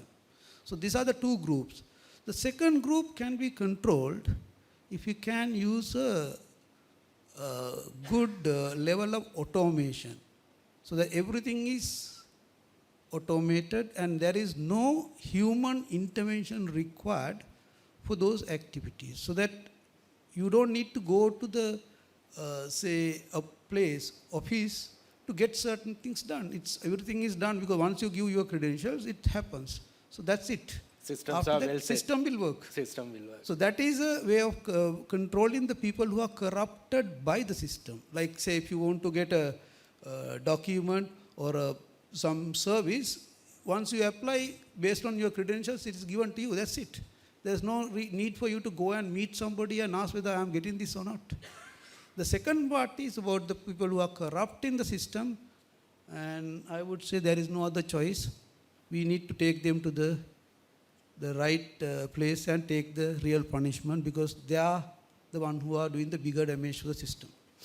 I hope I have given some thank you very much. insights. So a lot of insights came up. So very important point is, so you talk about the integrity. So when it comes to the developed countries, they are having integrity development funds.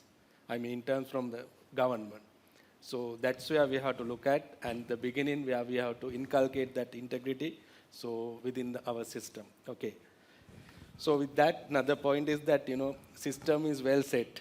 So now that, the discussion is continuing with your area. So technology is recognized as the biggest game changer for addressing fraud and corruption. So big data, analytics, blockchain, so mobile applications and e-governance systems, so are valuable tools in the prevention, detection, investigation, and prosecution of the frauds and corruption. But again, so all these concepts are there. So how we look at digital tools in terms of whatever the softwares and the well-set platforms and the systems, in terms of one side is detection, the other side is prevention. So of frauds in our context. Yeah, thank you very much. And context is set nicely with the questions and answers that we got. And also, first of all, I would like to thank the earlier case study presenters very nicely done with different angles covered nicely. And of course, one point I was thinking when they were presenting, they were doing some digital forensic activities by accessing somebody's computer and extracting evidence, which ultimately can go to the courts. But if you don't have followed the proper procedures to extract evidence from the devices, and if you can't explain it in the courts if required, that might come out to a bit of a challenging situation in courts. And the second thing is, some of those fraudsters may not be acting alone. So they might be acting with some set of other gangs or people involved in it. So personally, myself, when we did some forensic activities while I was in my previous employment, personally, I never had a problem, but I always had the mindset think about, okay, we are dealing with some fraudsters who are maybe powerful, and it might be a threat to our life because we are the people who find out these details and put it in public. So that's a kind of a life-threatening kind of a thing, which of course the police and all the other authorities are there, but they will not be following us all the time. So that's some points to think about it when you do this kind of a activity, whether you want to be exposed or you want to police and other law enforcement agents to intervene in that situation. Coming back to the question that you asked, yes, we mentioned that it can be automated and systems will do everything, so we don't have to intervene, and the human intervention is the places where you can do some or commit some frauds. But at the same time, if the systems are not developed in a proper manner, and if the systems is having some issues, if they are not providing correct results, just for a simple example, always when you do a calculation by your hand or by your mind, and if you do it with a calculator, always you trust the calculator's answer, because you think the calculator is always giving you the correct answer. But what if the calculator is programmed in a way so that maybe the extreme large numbers are not properly handled? In that case, the answer that you are getting is wrong, but you still believe that your calculation is wrong, but the calculator is right. So in that way, the quality assurance of software development and quality testing and the user acceptance testings, those are the terms that we use in general industry to make sure that the systems are perfectly working and no one can manipulate it and necessary controls are in place. But of course, in one of the case studies, they were showing that, okay, the SAP system is there, which contains lots of security controls and mechanism, dual controls and everything. But ultimately, if you and I are the dual controls that involve in it, but both of us get together and we can commit a crime using the system, which is perfectly fine. But the human who is working with it might not be thinking in the straight mind. So likewise, if you consider all the technologies that are there, automation and data sciences can be used because we have lots of information or the data available. It is just a matter of putting correct analysis to come up with proper answers.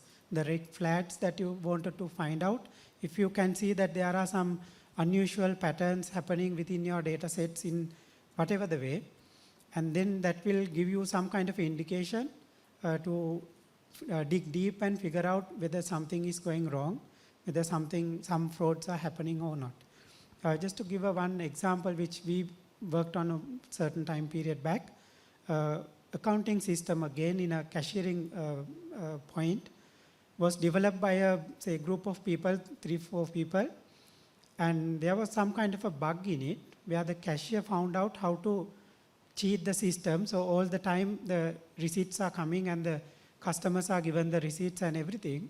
For the documentation purposes, everything is fine, but the system had a bit of a bug where the cashier was able to take out some money without notifying for about 2-3 years. And why he was caught? Because initially he tried to get some like 10,000, 20,000, 30,000 likewise per month. It was not noticed to anybody in the organization.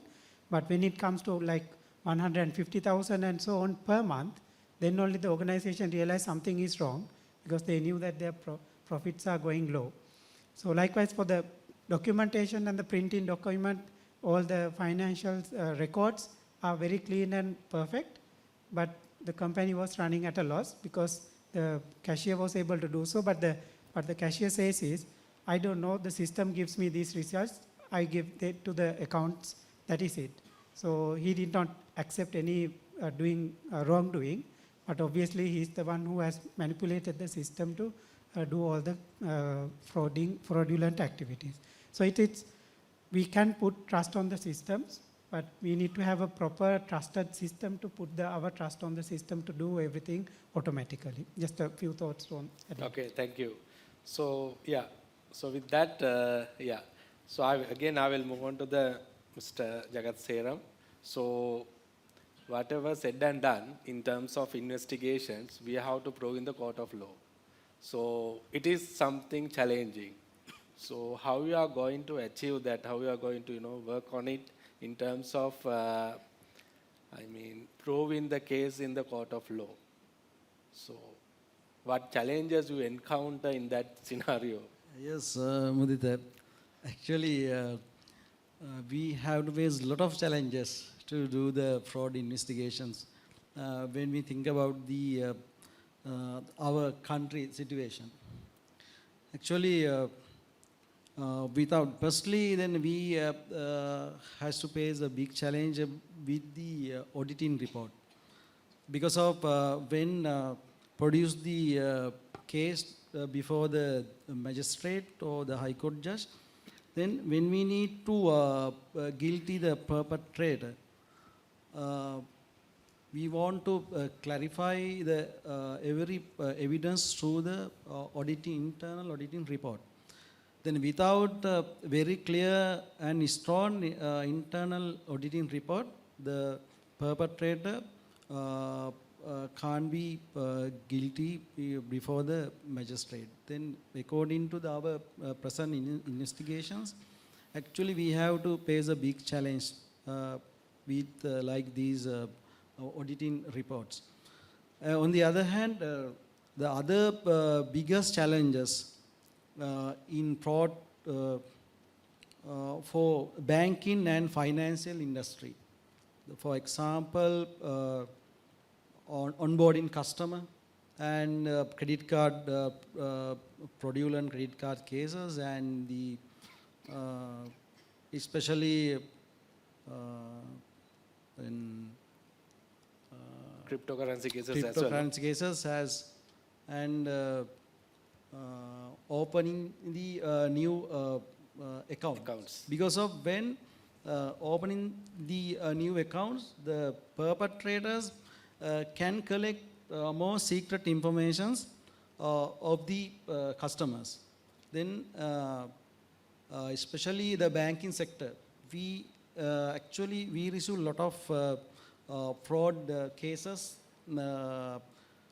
in connection with the banking sectors, and a lot of perpetrators are directly involved with the secret details with the customers.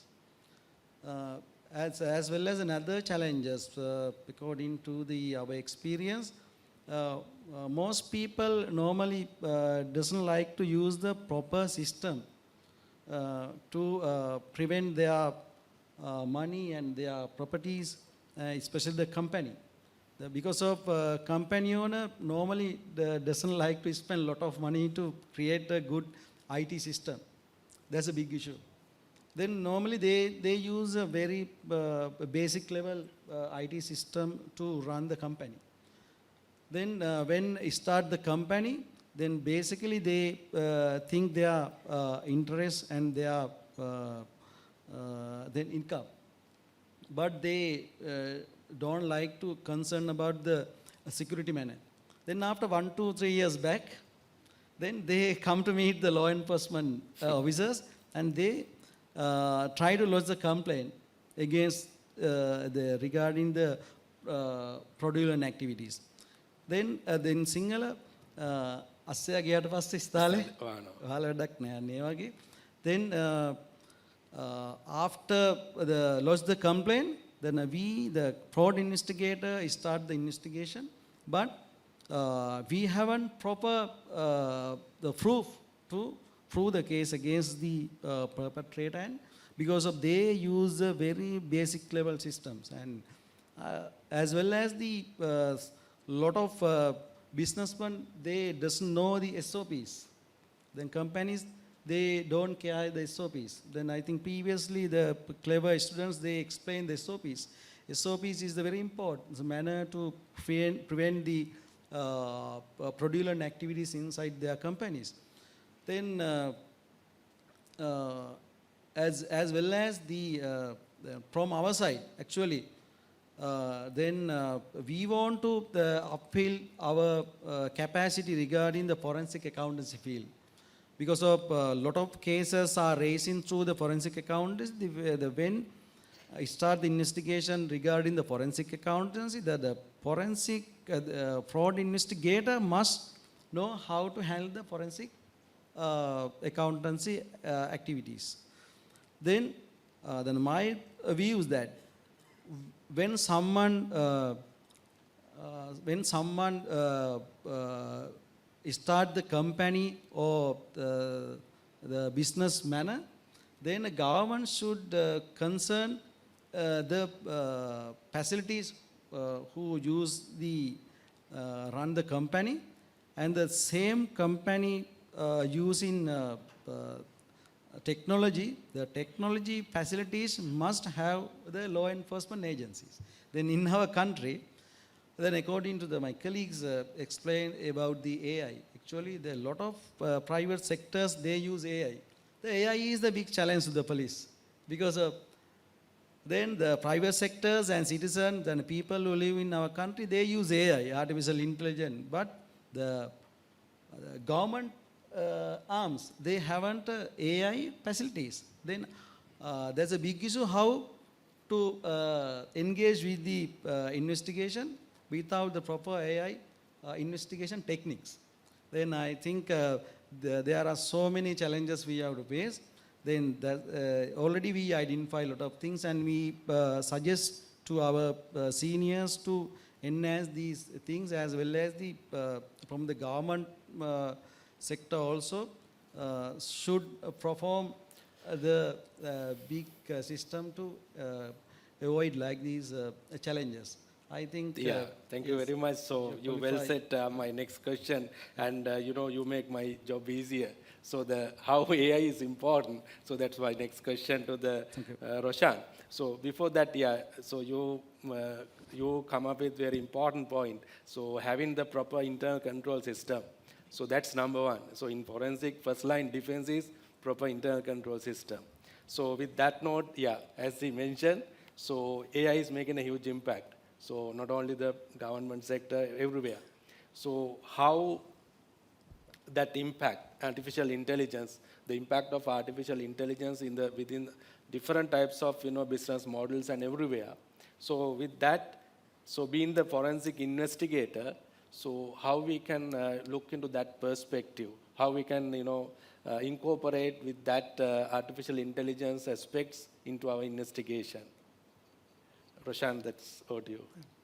Yeah, it's a very interesting question, because AI is being talked as a very common thing and tried to use by many people, but still security and investigation related activities are very low. But whenever it is coming there, or whenever some things to be done along with the AI systems, how we can explain it. That's one of the key problem that we have, because AI system in a simple way, which I understand and which I like to explain to many, is that there is a software system and we train it using some data set which are already available, maybe relevant to our organization or to some other organization, finance sector, maybe a banking system, maybe a health sector, and then the AI system will know whatever the things that has happened in the previous data sets. So based on that, if I ask some questions or ask to do some, come up with some kind of answers for previous experiences, then the AI system will provide me an answer. So one of the key things with the AI systems is who is training this AI system and what type of a training that it has gone through. Based on that, the results that I'm getting might be different. again comparing with the example with the calculator. Calculator, it's a predetermined program where every time when you type 1 and 1, it will give you an answer as 2. That is how we calculate. But the AI system, once we train it, we will tell them, okay, 1 and 1, this is how you add. 1 and 2, this is how you add. Now you add 1 and 3, which we have not programmed. So the AI system has to come up with its own version, how to do the calculation and provide us an answer. So if you use AI system for any other activity, explainability of the system, how AI system came up to this decision or these results, is a very questionable thing. So it depends on how it has been trained. Whether somebody else can be trained it with false information, then it will give you a false answers. So that's a very critical thing that we need to consider when we go ahead with AI train. So just to do it, you mean that it is really hard to justify? Explain, yes. Explain it. Justify the answer that the AI system AI gives. system is getting. I mean, one of the common thing that many people use is ChatGPT. So if you tried it, same question, depending on the time that you try, the answers that you get is different because it is thinking and providing you an answer. It is not something already there and providing us an answer where when I tried it and when you tried it, you get the same answer. It's not the way. So it is always changing so that it is thinking and giving you an answer. It's like a human being because whenever somebody asks a question from me, whatever the answer I give, time to time it changes. Similarly, the AI system will give you the same answers or different answers at different times. So that's a pretty big challenge in the future if we use AI systems for many things. For a simple example, some people say, okay, if you apply for a job, there are thousands of CVs coming in. To sort it out, we can use AI. Yes, we can. But if I say in my CV, whatever the things that I have typed, because of a mistake, if my CV was not selected, and if I know that I am the proper candidate and a suitable candidate, can the organization or the management can say, okay, AI system did not select you, so we are not going to take you, or we are not going to call you for the interview? How do you explain that selection process? Because it is done through a system. So if the system is not right, so are we going to get the system to the courts and explain it? Can't do that. So that's a whole set of different things which we have not explored yet. But I mean, years to come, months to come, we have to, and the law enforcement agencies have to think about it, how to use these AI systems, and if it is being used in different places, how to do the investigation in a proper manner. Because AI systems will give you different answers based on the training program or the training it has undergone through. Yeah, just to make another, the question, I mean, so even we are struggling, how we can incorporate the digital forensic part into our curriculum.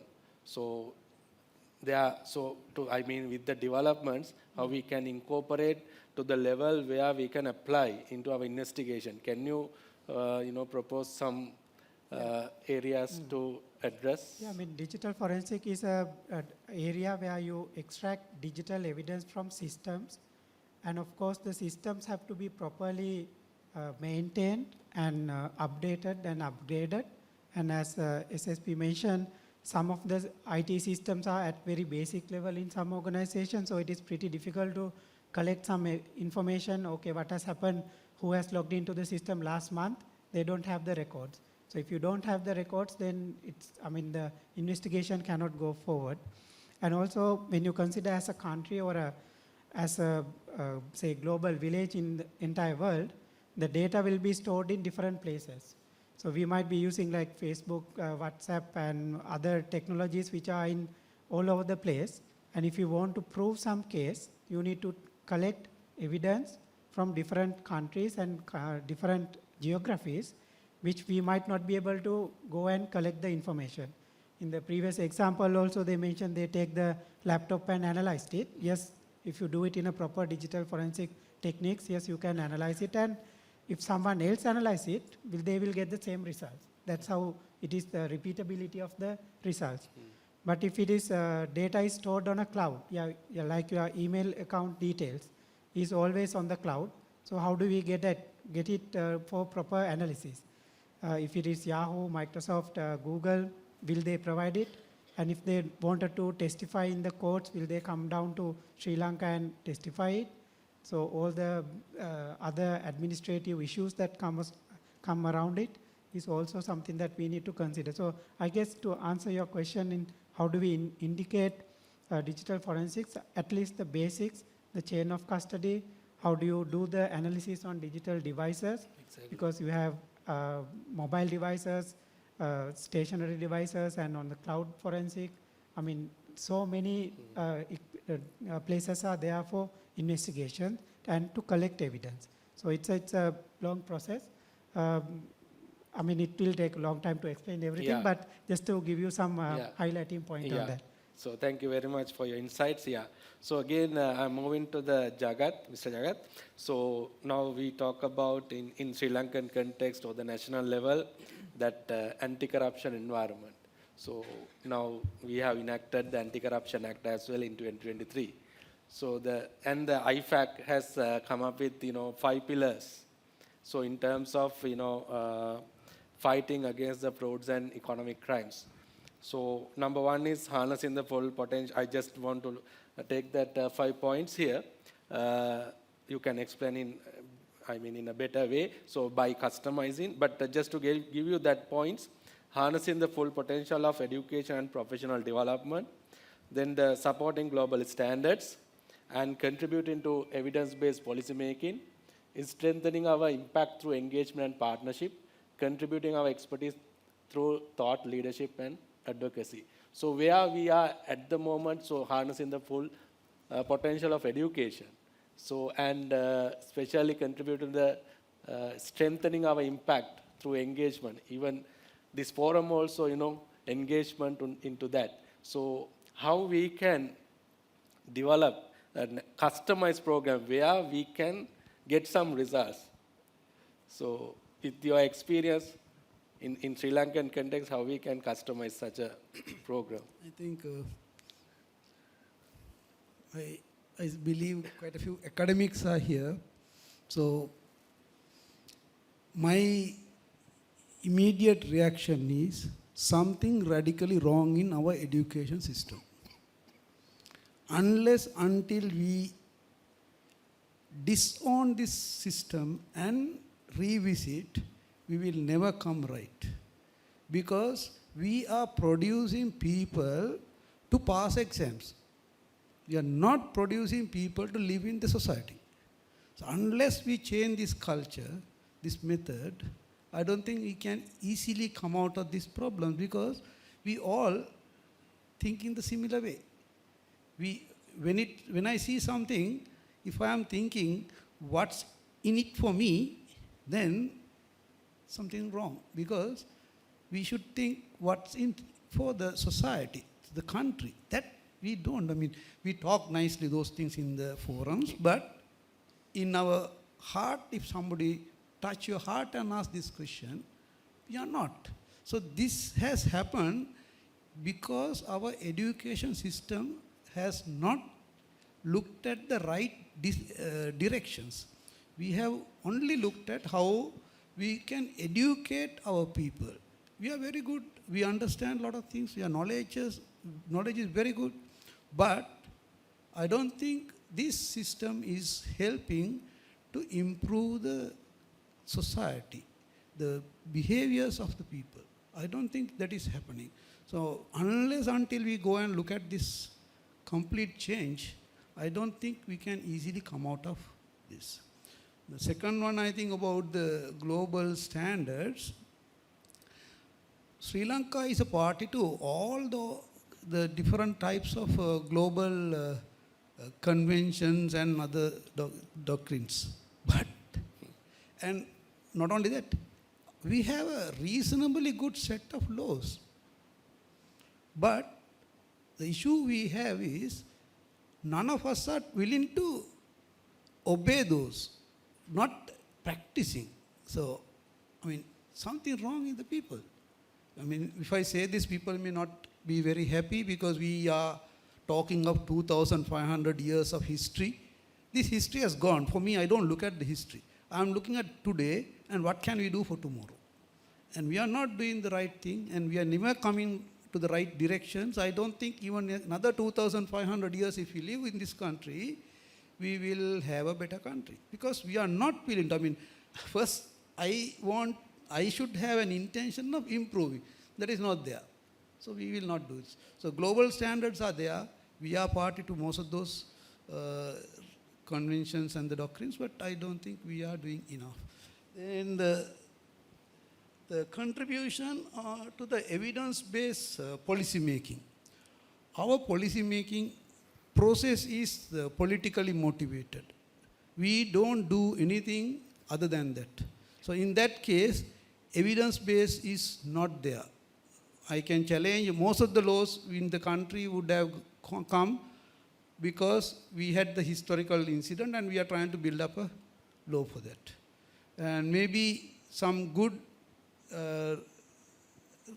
acts like this anti-money laundering and all come, not because we created, we were forced to do it because otherwise we wouldn't have been in the accepted in the financial service industry.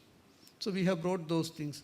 And I don't think, okay, maybe if I put it this way, I am not still sure whether all the financial institutions are adhering to those. Because we need a cultural change for the people, because if someone is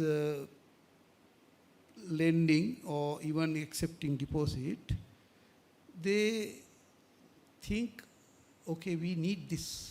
We want that deposit, we want to lend. But whether it is a right deposit or a right lending is not looked at. So that is a problem. So all in all, I don't know whether we have the evidence-based policy-making structure. We are still traditionally thinking on gut feeling and bringing those things. And maybe most of the, I mean, I can tell without any fear, I think Sri Lanka has about 21 or 22 constitutional amendments. We can take one by one and say why this amendment came to Sri Lanka. Every time we had an issue, and to cover that, we have brought another amendment, and another amendment, another amendment. We are never corrected for a reason. We had only an issue, and that issue was covered with the next amendment. That is how we have done it, and we are going to do in the future also. Maybe the next one, strengthening our impact through the engagement and partnerships. Of course, we can do it. If you are willing to. If you are willing to, we can do it. Because we need to engage with the better regimes, like say when it comes to the anti-corruption, countries like, if you look at Japan or Hong Kong, they have got very strong regulatory environment and it works very well. So we can engage with those countries, those authorities and change the culture. But it is not easy if we are not willing to. The fifth one, contributing to expertise through thought leaderships and advocacy. Maybe leadership matters. We have to very carefully talk this subject, but maybe the issue is if I am wrong and everybody else knows that I am wrong, whatever I say is good, I don't think people will accept. That tone at the top is the biggest issue.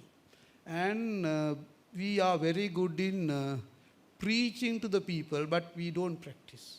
So we will never come right on this process unless people are changing their own, on their own. So this is the background.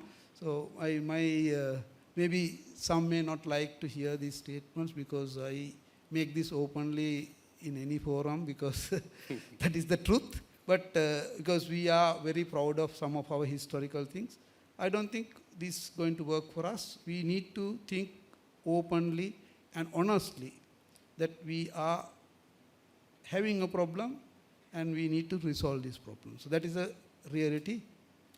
Maybe I don't know when we are going to change, but there is a major urgency that people need to rethink the way we are doing it. And do you think that we can change these models? We can. Only thing, first we have to ask, are we really need or really wanting to change? Is there any genuine requirement? If there is no effort, nothing will go through. We will talk nicely for another 2,500 years. That's all. Right, thank you very much. And so with that, I will move on to the Ms. Hiranti. So we here, when it comes to the audience here, we have large number of, I say that aspiring forensic accounting graduates and undergraduates. So what's the take-home message where you can give as an expert in this field? So what are the opportunities available to the forensic accounting professionals locally and globally? And the other side of it is, what skills and competencies to be developed to make them future ready?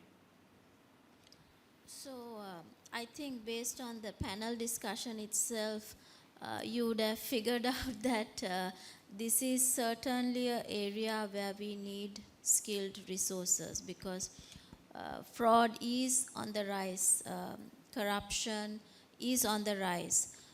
So therefore, in terms of career progression, in terms of local and overseas opportunities, I think there is tremendous potential, because I can give many examples of my team members who have worked with us, got experience, has qualified in forensic accounting, and has gone overseas and who's doing extremely well. And I'm sure Jagat also has very similar experiences. So very unfortunately though, there is quite a lot of potential in terms of local as well as overseas. Also another aspect of this profession is not only post-fraud. Even if you take our internal audits, you will see that there are specialized teams within internal audits concentrating on fraud forensic aspects. Because we are used to sometimes a fraud blowing up in our face and then going in for an investigation to find out what has happened. But corporates are now looking at embedding forensic techniques to their normal internal audit procedures to identify when something is not quite right, to see what is happening, whether further controls are required, whether further procedures are required. So even not your career, it need not go into investigation per se, but even within internal audit, you will have many opportunities for growth and potential. And especially use of technology in internal audit and forensic is a mandatory requirement now, because if you look at organizations, the transactions that they do are in millions, and there is absolutely no way that you can do procedures manually. So use of data analytics, use of technology is mandatory requirements when we are doing investigations as well as internal audit. Therefore, in terms of the skill requirement also, you need to have a lot of technology experience in order for your career progressions. Because again, if not, your value in terms of contribution will be much limited. And it's not only in forensic accounting. Even as a normal accountant, we find it very challenging if you don't have technology expertise. So for a forensic accountant, that is much more greater in terms of the skill requirement. Also cyber security.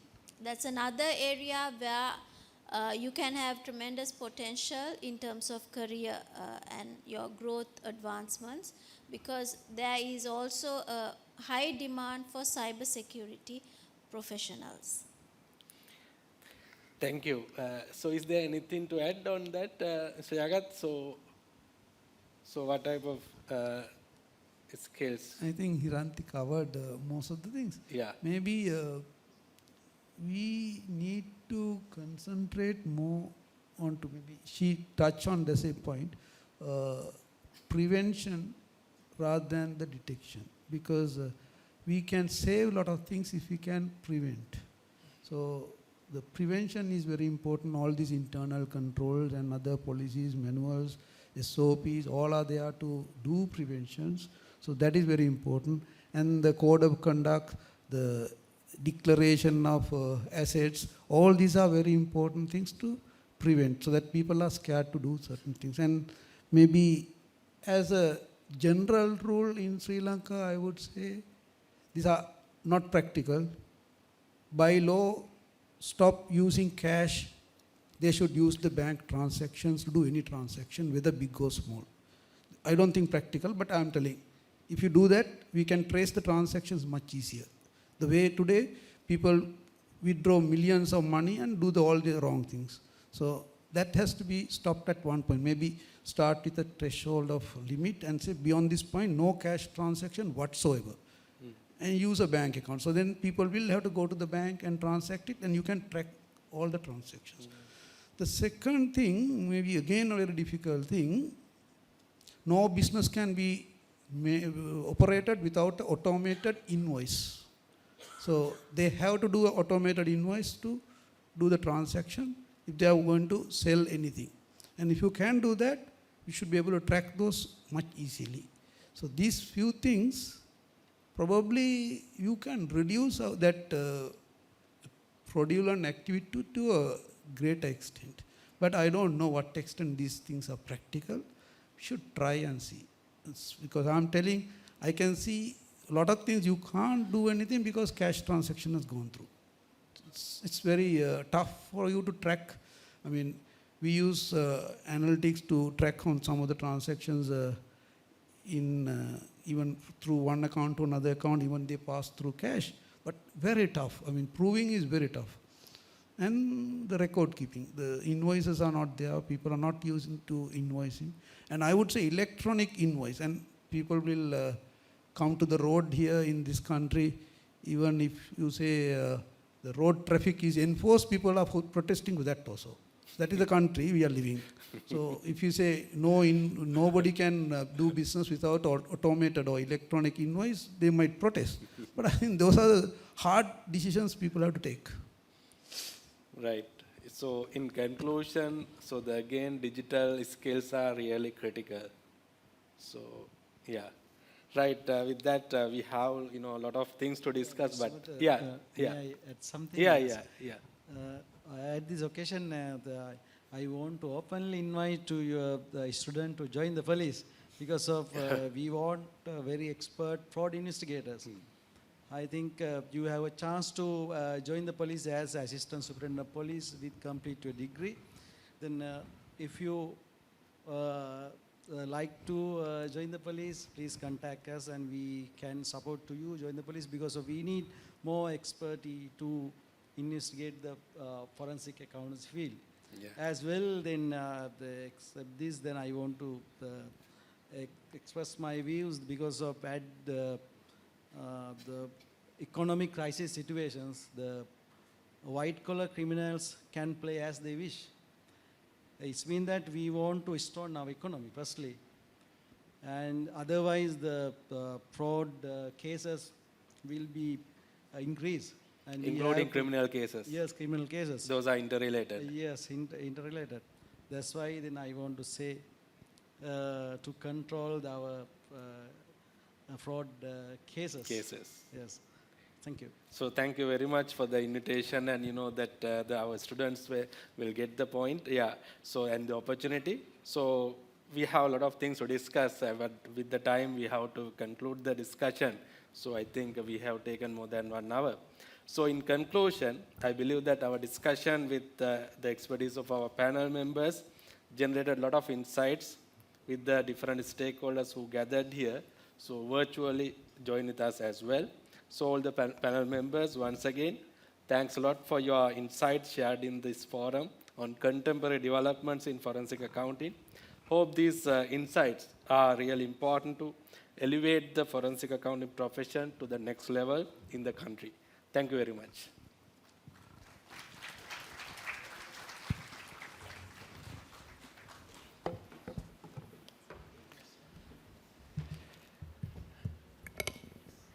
Thank you all for that Thank you very much. fruitful Thanks. and Thank you. timely forum of Great. experts' insights.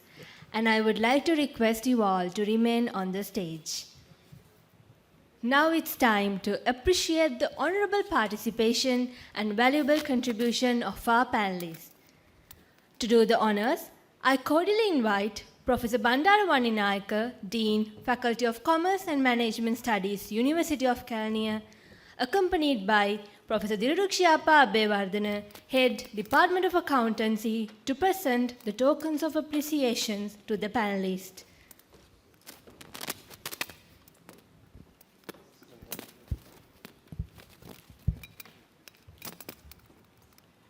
Mr. Jagat Pereira.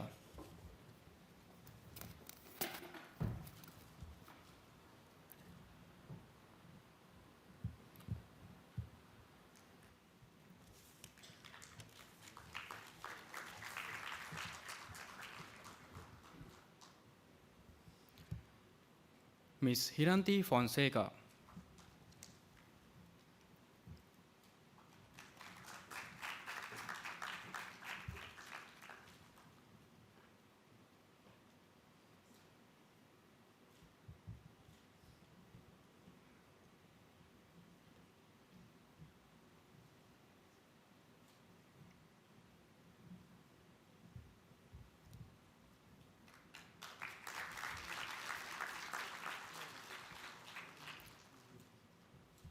Then, Mr. Roshan Chandragupta.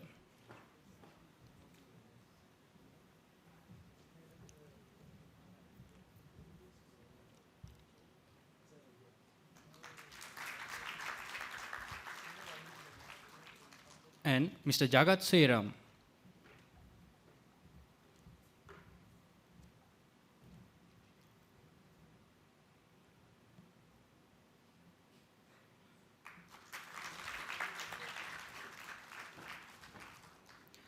Finally, the moderator of the forum, Dr. Mudit Sujiva.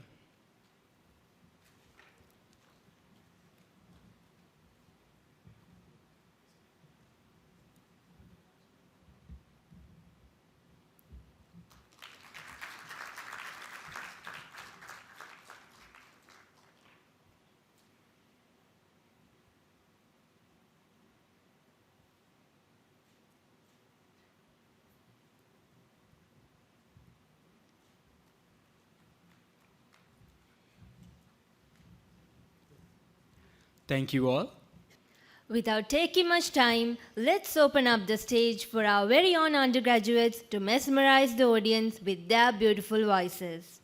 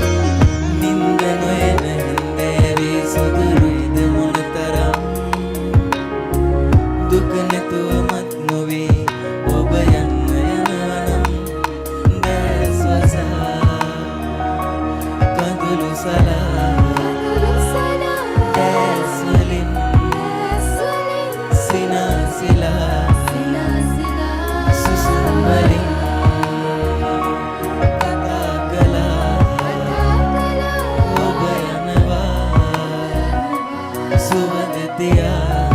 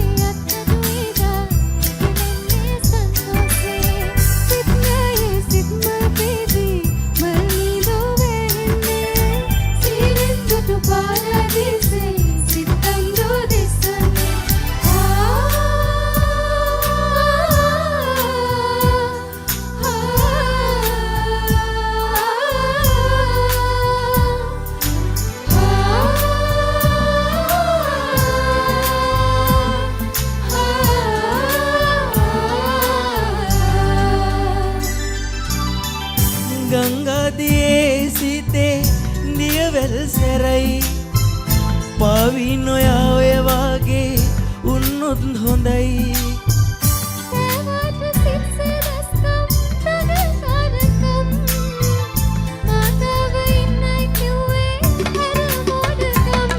මේ නිදහසේ ගීතෙන් හිත හිනහේ ප්‍රීතියෙන් මුළු ලොව බෑරින් සත්තයි ලැබේ ජීවිතේ මේ නිදහසේ ගීතෙන් හිත හිනහේ ප්‍රීතියෙන්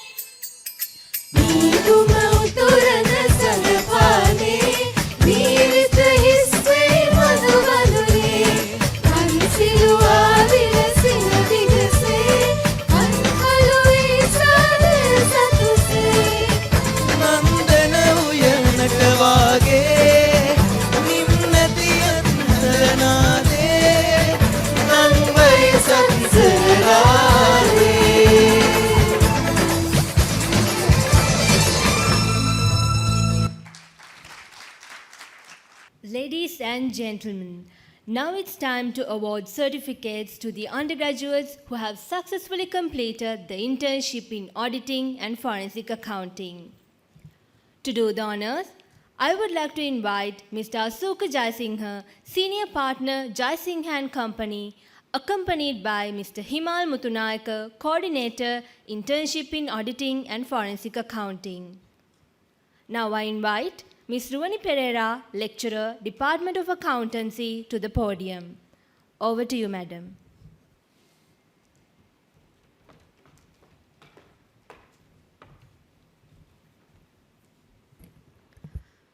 Thank you, Minduli. Let me now read out the names of the students who have successfully completed their internship training in auditing and forensic accounting. Diniti Amaratunga, KPMG, Sri Lanka.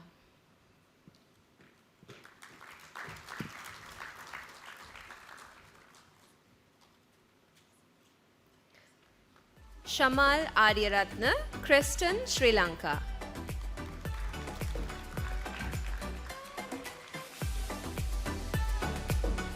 Hashani Atukorala, BDO Partners.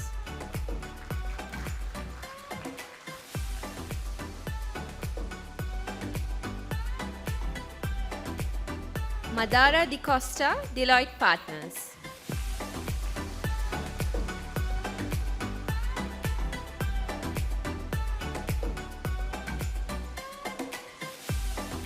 Dilini Dharmasena, People's Bank.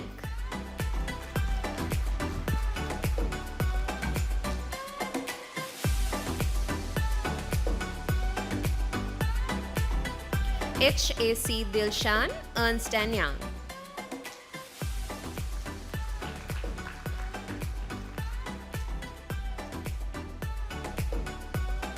Jeevanta Disanayaka, Deloitte Associate.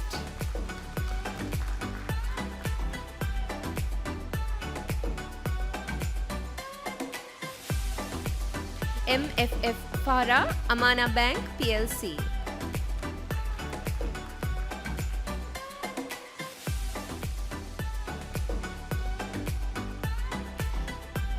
Sanduni Fernando, National Audit Office.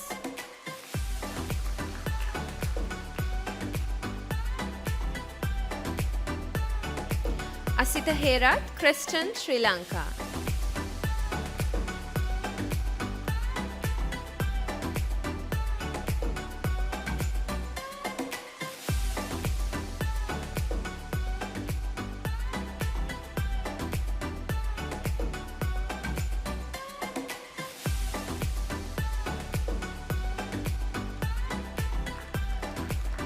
Yuvan Jayasingha, KPMG, Sri Lanka.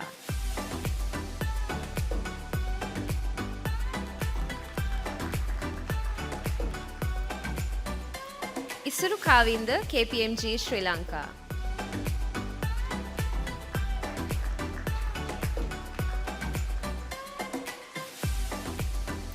Yashan Kulatunga, KPMG, Sri Lanka.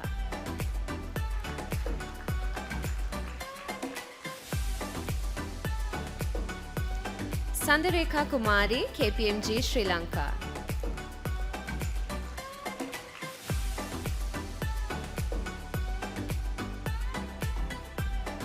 Ketaki Malshani, Cooperative Development Department, Southern Province.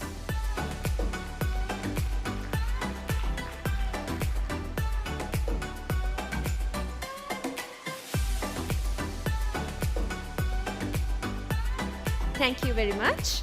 Next, to continue with the awarding, I would like to invite Mr. Jagat Pereira, Partner, Forensic Services, KPMG, accompanied by Mr. Himal Mutunayaka, Coordinator Internship in Auditing and Forensic Accounting.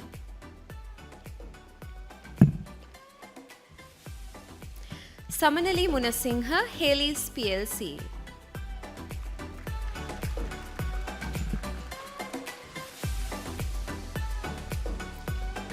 Achini Nisansala, Ernst & Young.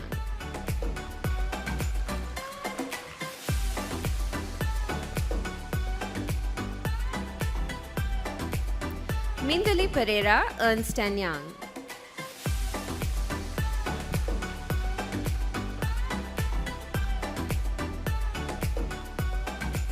Arundhati Pushpamali, KPMG, Sri Lanka.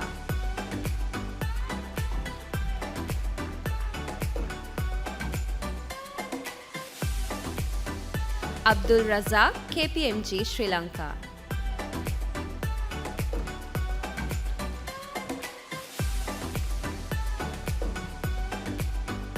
Malsha Samarasinghe, BDO, Sri Lanka.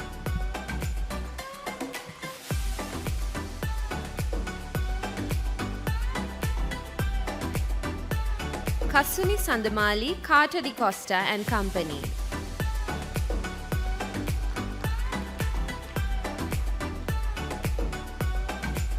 Rashini Sandaruani, KPMG, Sri Lanka.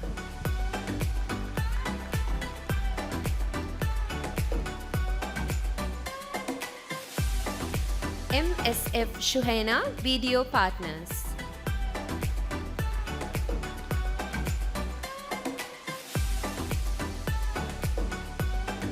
Dhananjay Vijay Gunawardana, BDO Partners.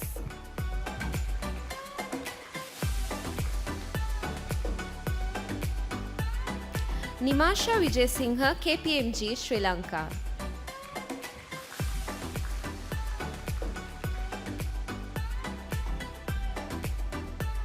BDN Vijay Tilaka, Bank of Ceylon.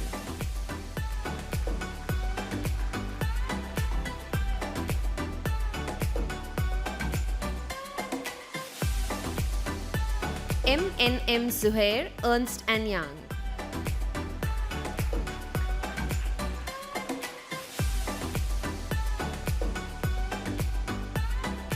Hansi Jayaratna, BDO Partners.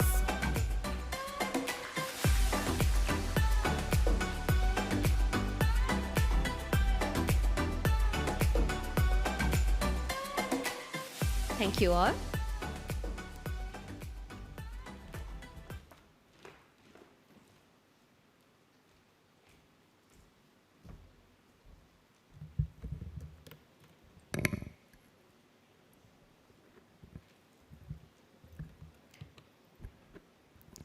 Thank you, Madam.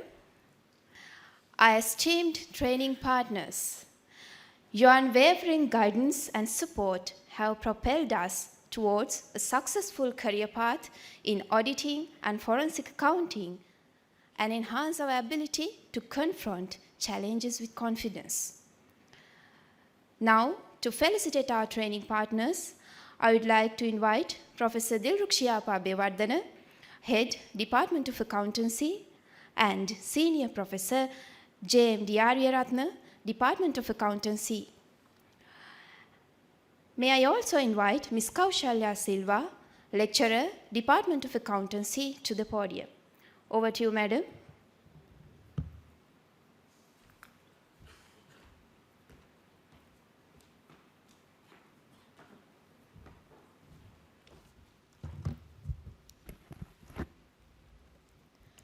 Thank you, Mesha. Let me cordially invite one representative from our esteemed training partners to the stage to accept the tokens of appreciation. KPMG Sri Lanka,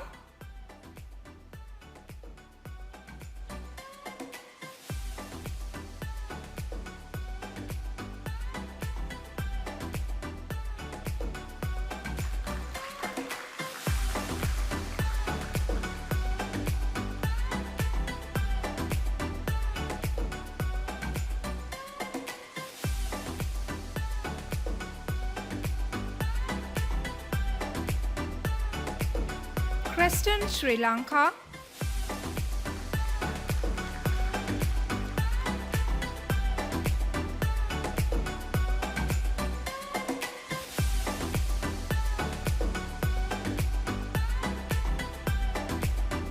BDO Partners,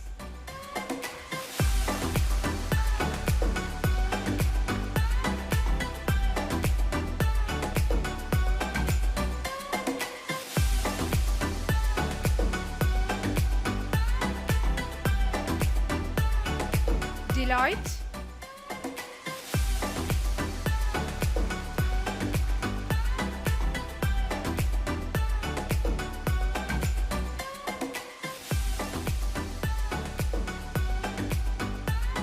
Ernst & Young,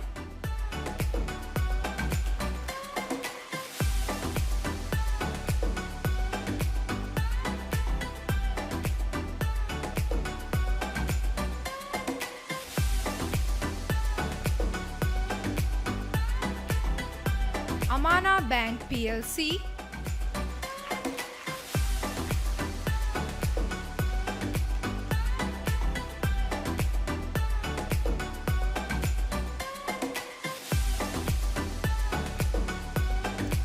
National Audit Office,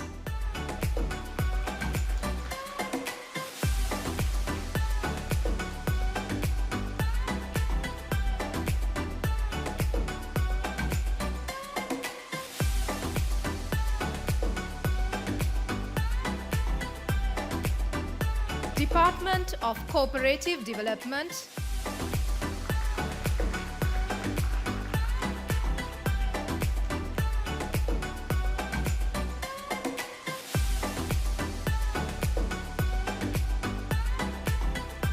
finally, Carter D. Costa and Company.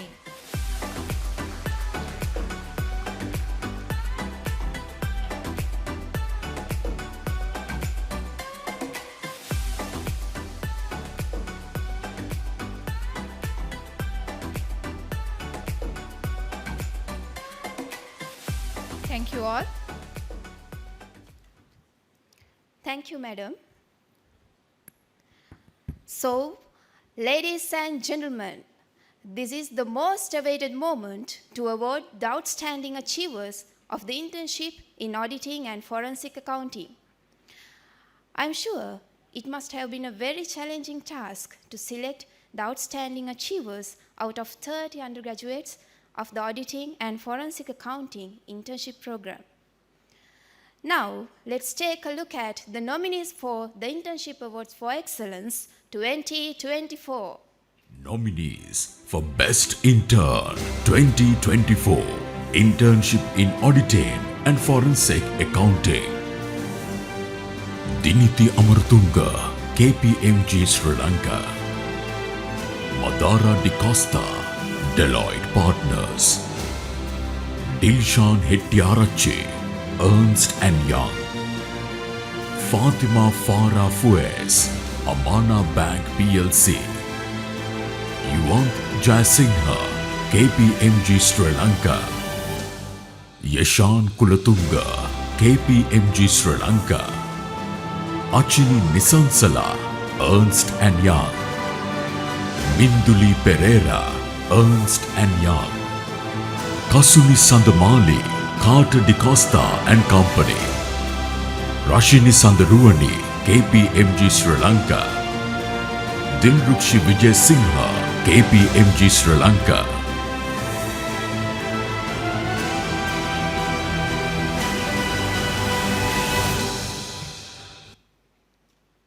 Ladies and gentlemen, now may I cordially invite Professor Bandaravani Nayaka, Dean, Faculty of Commerce and Management Studies, University of Kelaniya, Professor Dilrukshiyapa Bewardana, Head, Department of Accountancy, and Senior Professor JMD Aryaratna, Department of Accountancy, on stage to present the Internship Awards for Excellence 2024. May I also invite Mr. Himal Muthanayaka, Coordinator, Internship in Auditing and Forensic Accounting, to declare the winners. Over to you, sir.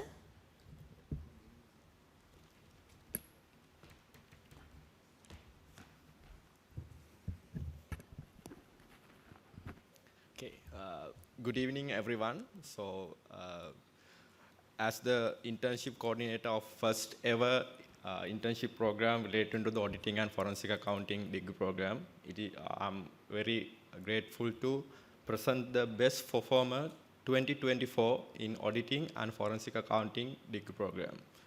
So due to competitive performance, this time we have two third places. Third place goes to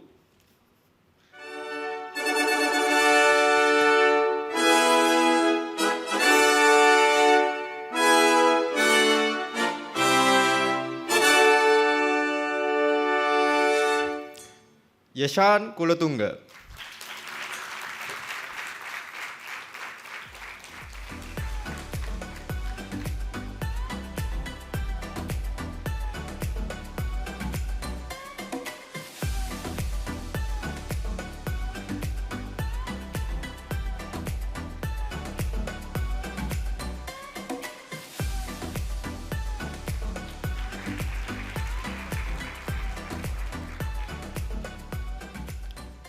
And we have another third place, Dilshan Hettiarachi.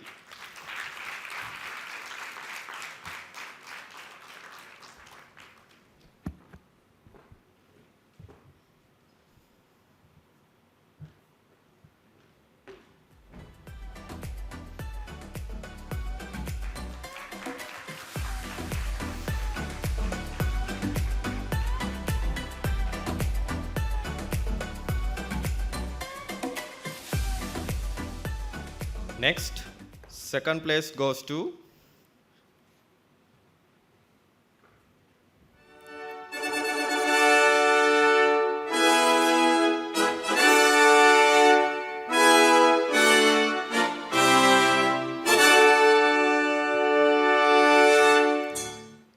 Minduli Pereira.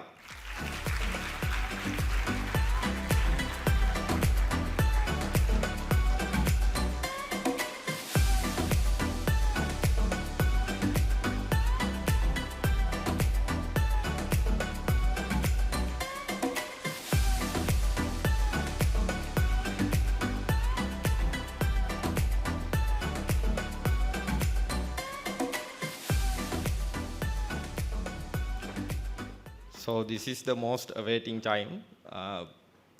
This is the first ever Auditing and Forensic Accounting degree program. So the best performer 2024 of Auditing and Forensic Accounting internship program is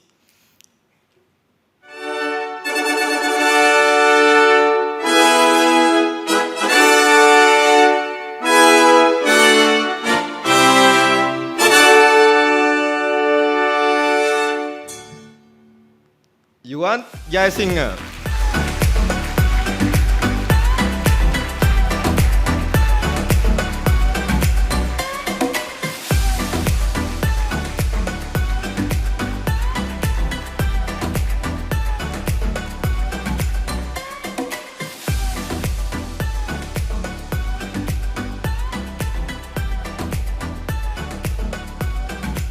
Congratulations, my dear students, and thank you all.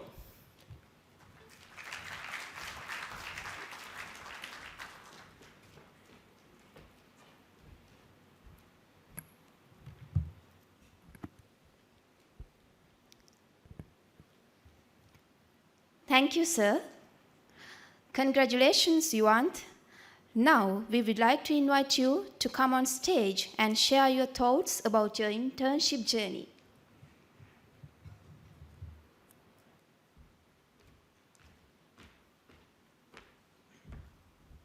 Thank you, Mesha. Actually, I'm very excited and surprised right now. I don't have enough words to how I feel right now. First of all, I would like to thank my parents first because they taught me to how to perform and how to achieve since childhood. So also, they always told me if you want to do something, do it and do it well. They always told me. Still, I remember that inspiration mottos. And next, I would like to thank head of the Department of Accountancy to develop such remarkable internship program. And I would like to thank head of the department, Professor Dilrukshyapa Bewardena. Thank you very much, madam. And all other senior lecturers and lecturers. Because of you, I have strength in my career, and also I was able to apply theories in practice effectively.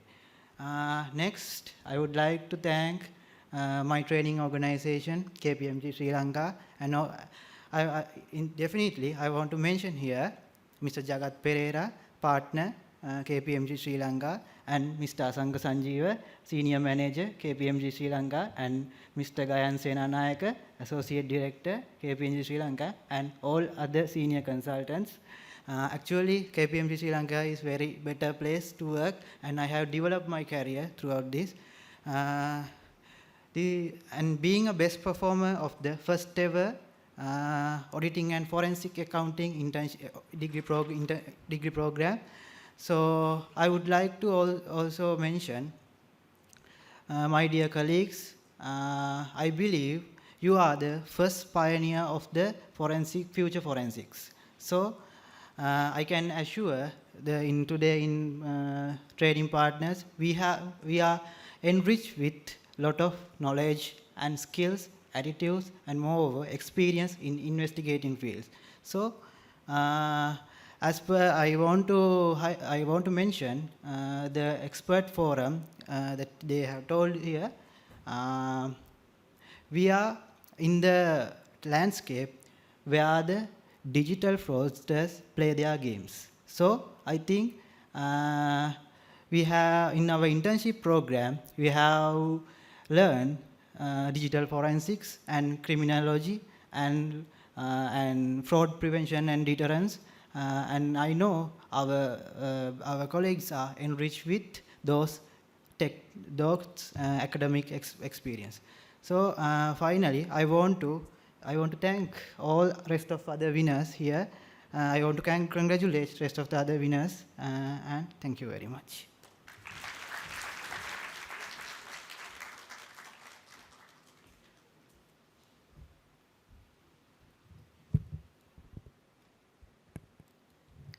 Thank you, Yuant, for sharing your thoughts. We congratulate you and wish you all the very best for your future endeavors. This internship journey would not have been easy to accomplish if not for the tremendous support and guidance of our internship coordinator, Mr. Himal Mutunayaka. Dear sir, to honor your contribution, we have arranged a token of appreciation.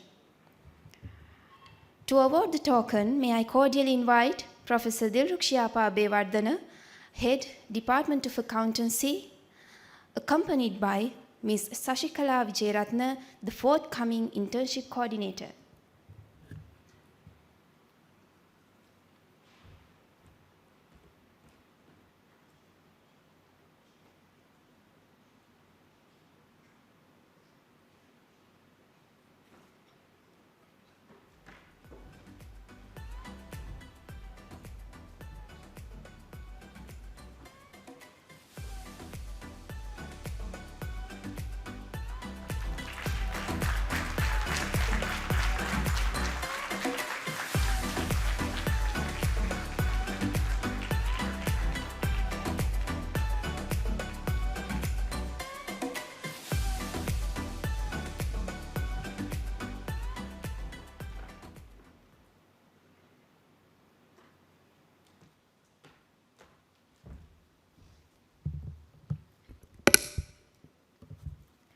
Thank you. Distinguished guests, ladies and gentlemen, now we have reached the end of this remarkable event. On behalf of the organizing committee, I would like to invite Madara Di Costa to deliver the vote of thanks.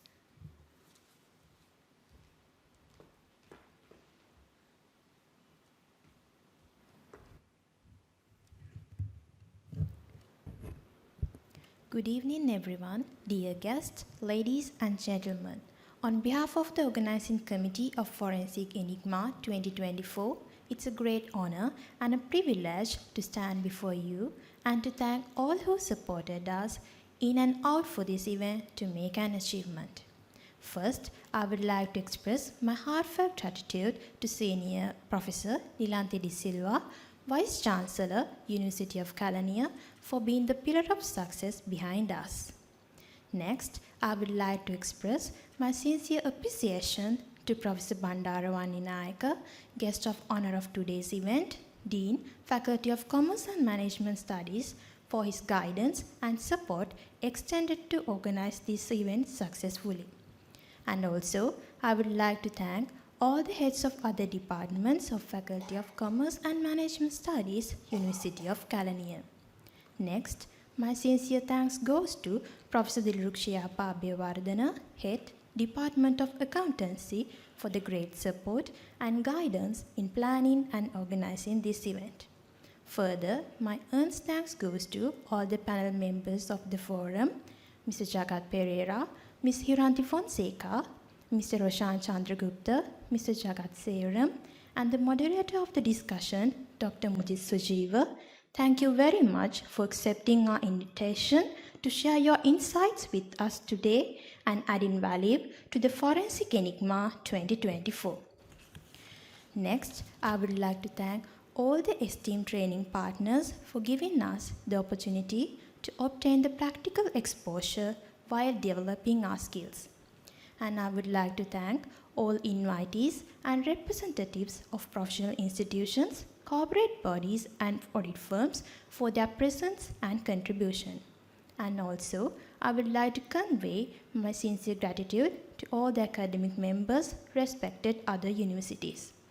This event cannot happen overnight. The wheel started a month ago. Mr. Himal Mutanayaka, lecturer and internship coordinator. Dear sir, thank you very much for your guidance and kind support throughout the year. Further, I acknowledge the support extended by all the professors and lecturers of the department, technical staff, and non-academic members of the department for being the backbone and valuable support throughout this 4 years university journey. I am happy to thank all the members of the organizing committee for their commitment and willingness to carry out their task in this whole sequence in a superior way. Last but not least, my colleagues, you are the force that made this dream come true. I would convey my sincere gratitude to my dear colleagues for your greatest contribution made for the success of this event. Finally, I owe an apology to anybody who supported and helped us to organize this event, but whom I have forgotten to acknowledge here. Thank you very much and have a nice evening.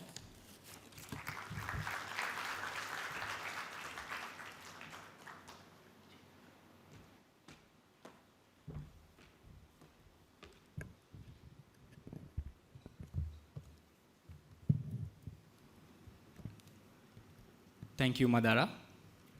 With that, it brings us to the end of this memorable evening. It's true that we gained so much of experience throughout our internship program. The next in line would be exploring such knowledge and experience to enhance the value throughout our career ladder. While wishing you all the very best for your future endeavors, to conclude the proceedings, please rise for the national anthem.